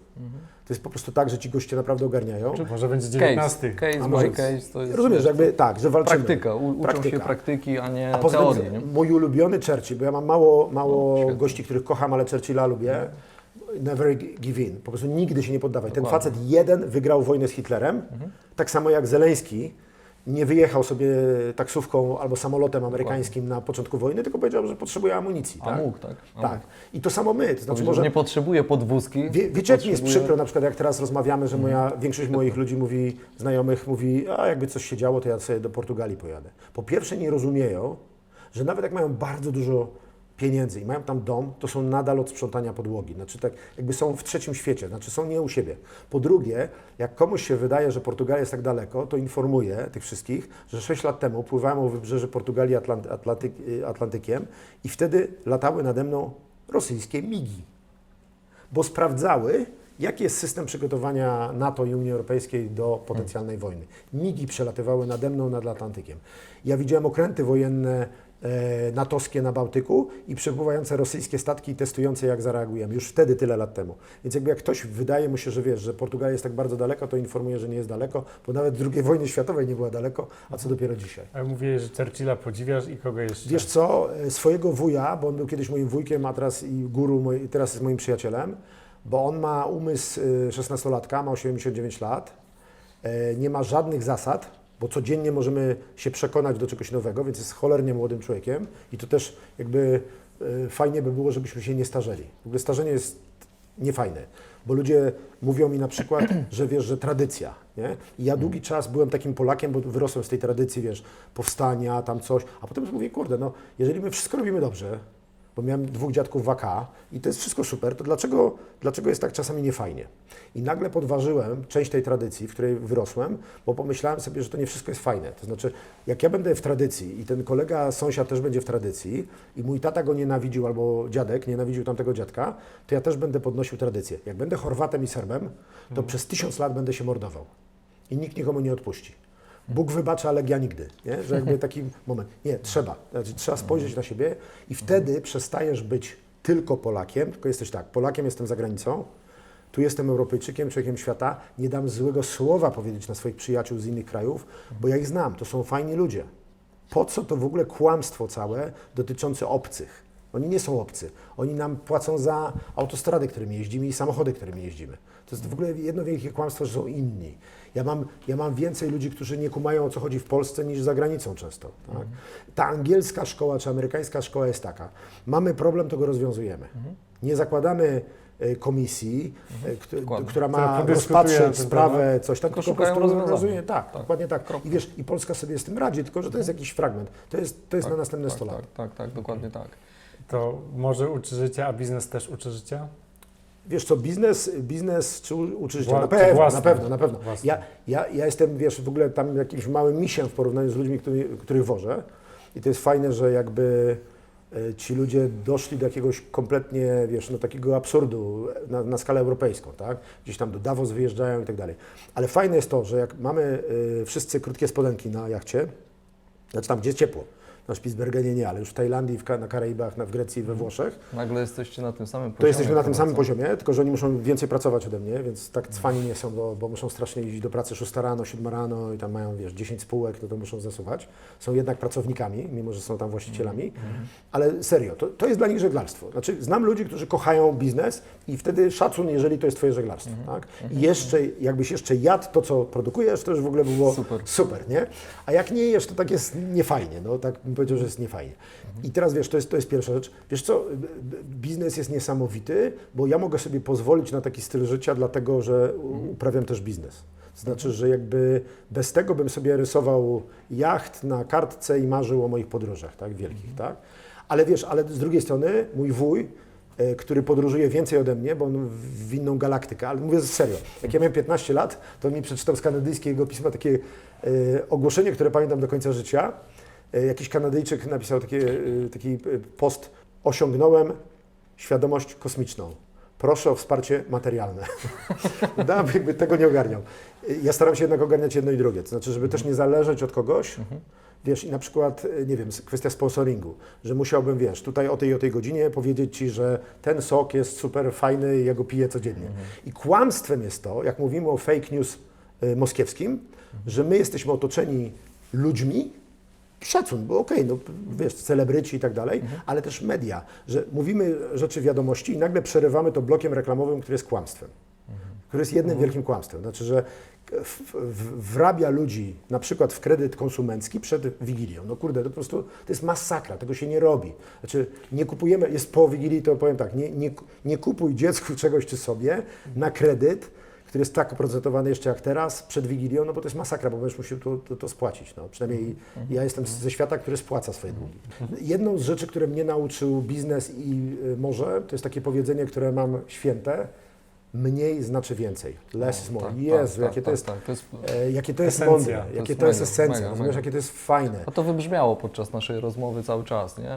Że mniej znaczy zdecydowanie więcej. Ale jak uprawiasz biznes, to ja mam taki żarcik, że mnie jest do życia potrzebna jedna buteleczka szampana dziennie, trochę ostryk, trochę... da się, nie? I da się, tak, trochę robaków morza i tak Mamy dalej, nie wystarczy. małe potrzeby, tak? A zupełnie serio, naprawdę jedno łóżko wystarczy. Czasami to jest super wygodne łóżko, jakie mam w Warszawie, super wygodne jacuzzi, a czasami na jachcie jest taki moment, kiedy ja wychodzę w zeszłym roku, rekordy ciepła i Grecy przy klimatyzacji narzekają, że jest za gorąco, a ja wychodzę o 10 rano, ja się pocę tak, że tam w środku na tej malenie w słońcu nie mam klimatyzacji, bo to jest niezdrowe. Wychodzę i ja mówię, dobra, bo za chwilę to ja was zabiorę albo do Spitsbergenu, wiesz, gdzie będziecie narzekać porównacie sobie, albo na Malenę, gdzie po prostu upadniecie. Więc chodzi po prostu o to, wiesz co, że człowiek się osiedlił i jako Eskimos, i jako Afrykańczyk, że jakby mamy taki potencjał do zmiany. Trzeba być Dostosujemy elastycznym. się, nie? Ciało się dostosuje, nie organizm ma- się dostosuje. Tu nie? wystarczy łóżko, tak, coś do jedzenia i nawet są startupowcy, którzy śpią na materacu w biurze i mówią, i to jest życie. I to jest życie. I jeżeli ktoś... I żywią się tylko makaronem. Jeżeli ktoś ma tak zajawkę na startup, ale to jest taki startup, który nie doprowadzi nas do wysłania wszystkich w kosmos, bo to jest też fajne, że teraz, nie wiem co miliarderzy wiedzą, ale wszyscy uciekają na Marsa, to po prostu jest tak, że można zostać też w tym biurze. Znaczy ja nie jestem przeciwnikiem tego, żebyś został, ale kochaj to, naprawdę to kochaj. No. Andy, wiesz co, rozmowa jest mega inspirująca i ja się zastanawiam, czy my jako kapitanowie tego programu Nie zdajemy oddaliśmy tobie egzamin. steru. No właśnie, tym programie. nie, super. czy nie Słuchajcie, uważasz, że to jest stracony dla Ciebie czas i czy uważasz, że Jejku. jest Nie, dlaczego? Po pierwsze, jesteśmy, mam nadzieję, z paroma tysiącami ludzi. To znaczy, zupełnie serio. Wiesz, mnie w życiu paru ludzi naprawdę pomogło.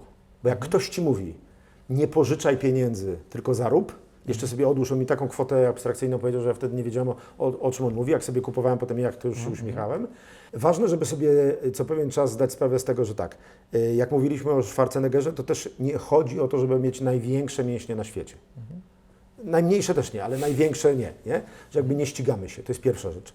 Druga jest taka, żeby rzeczywiście to bycie sobą, to jest taki bełkot, taki instagramowo-facebookowy bełkot, żeby przekuć na coś naprawdę prawdziwego. To znaczy zostawić wszystkie kamery, podcasty i tak dalej i wejść do tego swojego w cudzysłowie morza czy lasu, czegokolwiek co tam jest, ale samemu i często sobie robić tak, że nie mówić tego nikomu, tylko po prostu przyglądać się i mówić, kurde, co ja tak naprawdę chciałbym robić? Jest taki facet, który mi powiedział kiedyś przez internet, bo też się przyjaźnię z ludźmi, którzy mnie nie znają. I on powiedział tak, pomyśl sobie, że masz tyle kasy, że nie musisz pracować dla pieniędzy. I pomyśl, co byś naprawdę chciał robić. I to rób. I to jest naprawdę fajna rada. On co prawda jest najbogatszym człowiekiem świata, to mu łatwo mówić, ale to jest trochę tak naprawdę, że jak ja rano wstaję i robię tylko to, co kocham, naprawdę nic nie muszę, ale to wiesz, to nie wynika z tak, że ja przyszedłem do Was do programu i wyście mnie tam skubnęli. Andy, powiedz, że nic nie musisz. Ja naprawdę nic nie muszę. Dlaczego? Bo mój jacht jest 8 czy 9 rok na morzu. Malena mnie parę razy dojechała, finansowo, organizacyjnie, coś tam, ale wiecie co? W tym czasie parę moich kolegów 100 razy bogatszych ode mnie kupiło sobie jacht i go sprzedało. Dlaczego? Bo dowiedzieli się, że to jest bardzo trudny projekt. Więc jak rano wstaję, to się uśmiecham, że ja daję radę. A czasami klnę na nią, 2 lata temu tak mnie dojechała, to kląłem na nią, a powiedziałem, wystawię Cię na ląd, wstawię Cię do stodoły, będziesz stała tutaj, patrzyła na inne jachty, więc się uspokój. I jak ręką odjął, techniczne Działa. problemy z Ale ginem. wiesz Działa. co, Perswazja. często zanim do nas goście trafią, z racji tego, że też jesteśmy młodym kanałem, Tak. pytają nas z takiej perspektywy właśnie czym się zajmujemy, żeby ocenić, czy warto do nas też przyjść. Tak. I wiesz co, zauważyłem, że jak rozmawiamy naprawdę z osobami wartościowymi, tak jak Ty, czy z osobami, które są na pierwszych stronach gazet ze setki Forbesa, to często jak to, co robimy tutaj, okazuje się, że nie współgra z tym, czym się zajmujemy gdzieś tam na co dzień, czyli to jest zupełnie coś oderwane od rzeczywistości, to się zastanawiają, ale po jaką cholerę to robicie? I wiesz co, my ten program stworzyliśmy też dlatego, No. że po prostu poczuliśmy taki fan, bo kiedyś zrobiliśmy razem konferencję i stwierdziliśmy, wiesz co, fajnie byłoby spotkać takich gości, których my chcemy spotkać. I rozmawiać tylko na ważne Rozmawiać tematy o tym, życiowe. co my chcemy rozmawiać. Bingo. I Rewelacja. większość ludzi do nas mówi, Super. ale, I to jest- ale po co wam to? Aha. Ja mówię, słuchaj, No bo to właśnie jest, po to. to zajebiście sprawia nam przyjemność. Ja po prostu mega się czuję zainspirowany dzisiaj z rozmową z tobą, Aha. dlatego że poruszyliśmy proste rzeczy, o których za każdym razem zapominamy. Za każdym razem, kiedy wstajemy rano i nawet się pocieszysz, że masz tego jednego palca, nie 10, Walnąłeś się, ale to mada. przechodzisz z tego kibla po prostu do następnego pokoju i się okazuje, że w ogóle już nie pamiętasz, bo jesteś w SMS-ie albo w jakimś tam mailu, nie? Jak szukałem idealnego życia, bo miałem takie pomysły, żeby mieć zarąbiste życie i to się w miarę udaje, to jednym z rzeczy, dlaczego wybrałem żeglarstwo, było to. Mówię, kto ma najlepiej na świecie? Bo ja strasznie lubię rozmawiać i bardzo lubię ciekawych ludzi. I mówię, papież. No, znaczy daleko mi do Watykanu, ale powiedzmy raczej byłbym pod ziemią niż nad ziemią, niż w niebie. Ale mówię papież. Dlaczego? Bo cała kolejka ciekawych ludzi czeka do niego na audiencję. Nie? I on po prostu sobie siedzi w tym fotelu, ma taką fajną czapkę i tam sobie gada z zarąbistymi ludźmi, z celebrytami, prezydentami i tak dalej, w ciekawych rozmowach, których poza Watykanem nikt nie nagrywa. I pomyślałem sobie, że będę miał lepiej od papieża, bo mogę sobie siedzieć z Wami od poniedziałku do piątku albo do następnej niedzieli. Czyli jakby my się poznajemy nie na tej audiencji godzinnej, nie na tym podcaście godzinnym, nie na tym rozmowie z kimś, kto nas tam słucha albo ogląda, tylko my jesteśmy w takiej rozmowie, dialogu, że jak my się nie zrozumiemy, a nie zrozumiemy się pierwszego dnia, to my się zrozumiemy we środę. Bo ja Ci powiem, jakby wytłumaczę się, dlaczego powiedziałem to jedno krótkie zdanie, bo na przykład wiele rzeczy, jak mówimy krótko, to mogą się nie zgodzić, a tak naprawdę myślimy o tym samym, nie? I to był też dla mnie taki fajny moment, że ja zacząłem pływać dlaczego Wy założyliście podcast, bo się rozwijasz i masz taką rozmowę przed podcastem, w trakcie podcastu i po. Fajnie jest moment taki na rozmowę, a fajnie jest taki moment, żeby sobie coś, nie wiem, to mówię, te techniki z tym skórką od banana, bo na czernieje po 3 dniach, to mam takich znajomych, albo coś sobie piszą. Fajnie by było, żeby jeśli ktoś ma coś z tego wynieść, to po prostu niech wyniesie, ja zawsze jak załogę pytam, co wyniosła, byle nie kompas albo coś, bo potem zginie, to żeby wyniosła coś takiego, co zrobi, nie co pomyśli, bo to jest tak, jak idziemy na film z Bruce'em Lee. Jak trenowałem karate. Ale nie, jesteśmy. Znaczy, ja trenowałem karate i nagle wszedł Bruce Lee, tak? I nagle wszyscy byli tacy, wiesz, wychodzisz i chcesz pobić kogoś na ulicy, ale ty nie umiesz walczyć tak jak Bruce Lee. I chodzi o to, że po takim TEDxie, takim spotkaniu, ludzie są, wiesz, tak wkręceni. Przy okazji, po waszym podcaście jeszcze sobie puszczą o 1:00 w nocy 2 następne. To jest kompletnie bez sensu. Zaburza wszystko. Za dużo, no po prostu trzeba się na czymś skupić, więc o co chodzi? Nie tyle zapisać sobie, co po prostu zamiast tego zdania i wtedy zdecydowałem się, zacząłem poważnie myśleć o tym, czy żeglarstwem się zajmę, to po prostu człowieku weź ty się zdecyduj na coś i niech Twoim wielkim osiągnięciem życiowym nie będzie biegun północny, tylko wbicie gwoździa, bo ten kalendarz od 3 lat w tym domu wisi, ta dziewczyna Ci mówi od 3 lat, że wbij ten gwóźdź chłopaku, a Ty tego gwoździa nie wbiłeś. To wbij ten gwóźdź, ale zrób coś takiego, nie pitol, nie myśl, bo strasznie dużo myślimy, tylko zrób, wiesz? I jakby ja mam taką fajną tajemnicę, ale nikomu nie mówcie, że jak w poniedziałek się rozliczam, sam ze sobą, po prostu mega szczere rozmowy, ja pękam ze śmiechu na tych rozmowach, bo tam nie ma żadnego pitolenia, żadnych tam tego i mówię sobie w poniedziałek, dobra, co Ty robisz w tym tygodniu, gościu? Album teraz taki piszę, no to w ogóle zrobisz coś czy nie? No i tam sobie wyznaczam takie, wiesz, takie hasła pod tytułem, no może jakiś pół rozdziału. Jak w piątek tego nie zrobię, no to mam słabą minę, to znaczy mówię, no dobra, idź już, no dobra, to Ci się należy, ten 22 w piątek, no wychodź, ale jednak mam frustrację, że mi przeciekło przez palce to, co mogłem zrobić. To, co chciałeś zrobić. Tak, więc chodzi o to, że ja to robię, czyli nikomu nie mówię, robię i nagle się okazuje, że mija rok, mija 2, wow, mam to. Zrobione. Mam, zawsze. Znaczy, że zawsze, bo inaczej, wiesz, nie byłbym sobą, inaczej bym się naprawdę frustrował tym, że jestem takim właśnie kolesiem, który tam sobie naogląda się tych filmików i nic z tego nie wynika. Więc chodzi o to, żeby, wiesz, jak słuchasz takiej rozmowy, Wyjść z piwnicy. to nie trać swojego czasu, w ogóle wyłącz to, idź już w ogóle cokolwiek zrób, nie trać tego czasu na naszą rozmowę, tylko w ogóle po prostu zrób to, kurde. Weź coś takiego, co w Tobie było, przestań mówić o ograniczeniach. Miałem taką historię niesamowitą, już na koniec. Obiecuję, znaczy nie obiecuję, ale postaram się, że w zeszłym roku spotkałem niesamowitą osobę przy barze, oczywiście, bo gdzie indziej, i ona mi powiedziała, że ona dyplom robi. I robi ten dyplom, robi tam coś gada i ja podobno byłem nieelegancki, bo powiedziałem tam przestań, jakiegoś czasownika użyłem, tylko po prostu zrób to. I to jest niesamowite sobie, bo na moich oczach ta osoba się przywołała wróciła na studia w poniedziałek, a to było w piątek. W poniedziałek na studia, a teraz już jest po dyplomie, już ma wyższe wykształcenie. Wow! Jest po prostu, No super. Wiesz, rozumiesz, że to jakby Do it. masz w rękach, zrobiła. I chodzi o to, żeby z tej naszej rozmowy wyszło coś takiego, żeby ludzie, którzy jeżeli nas trochę szanują, to żeby coś po prostu zrobili, a nie poczuli, że zrobią i tak dalej, a potem się okaże, że jest wtorek, a potem jest czwartek i było za zimno. Temat się rozmywa. Za zimno, no na przykład za zimno, tak? Znaczy, słuchajcie, to jest najlepsze podsumowanie, jakie moglibyśmy zrobić i ja wiem na pewno, co my zrobimy. Idźcie i zróbcie coś, co wy chcielibyście zrobić. My na pewno znajdziemy się na Spotify'u, gdzie będziecie mogli nas słuchać, a nie tylko oglądać, bo myślę, że to jest też coś, co rozwinie ten kanał. Być może łatwiej traficie do ludzi tak inspirujących jak Andy i inni nasi goście. Tego Wam, słuchajcie, życzę. Działajcie, zapraszamy do następnych odcinków. Andy, naprawdę mega dziękujemy, super odcinek, świetnie. Ekstra. Płyniemy. Płyniemy. Płyniemy. Do zobaczenia, cześć.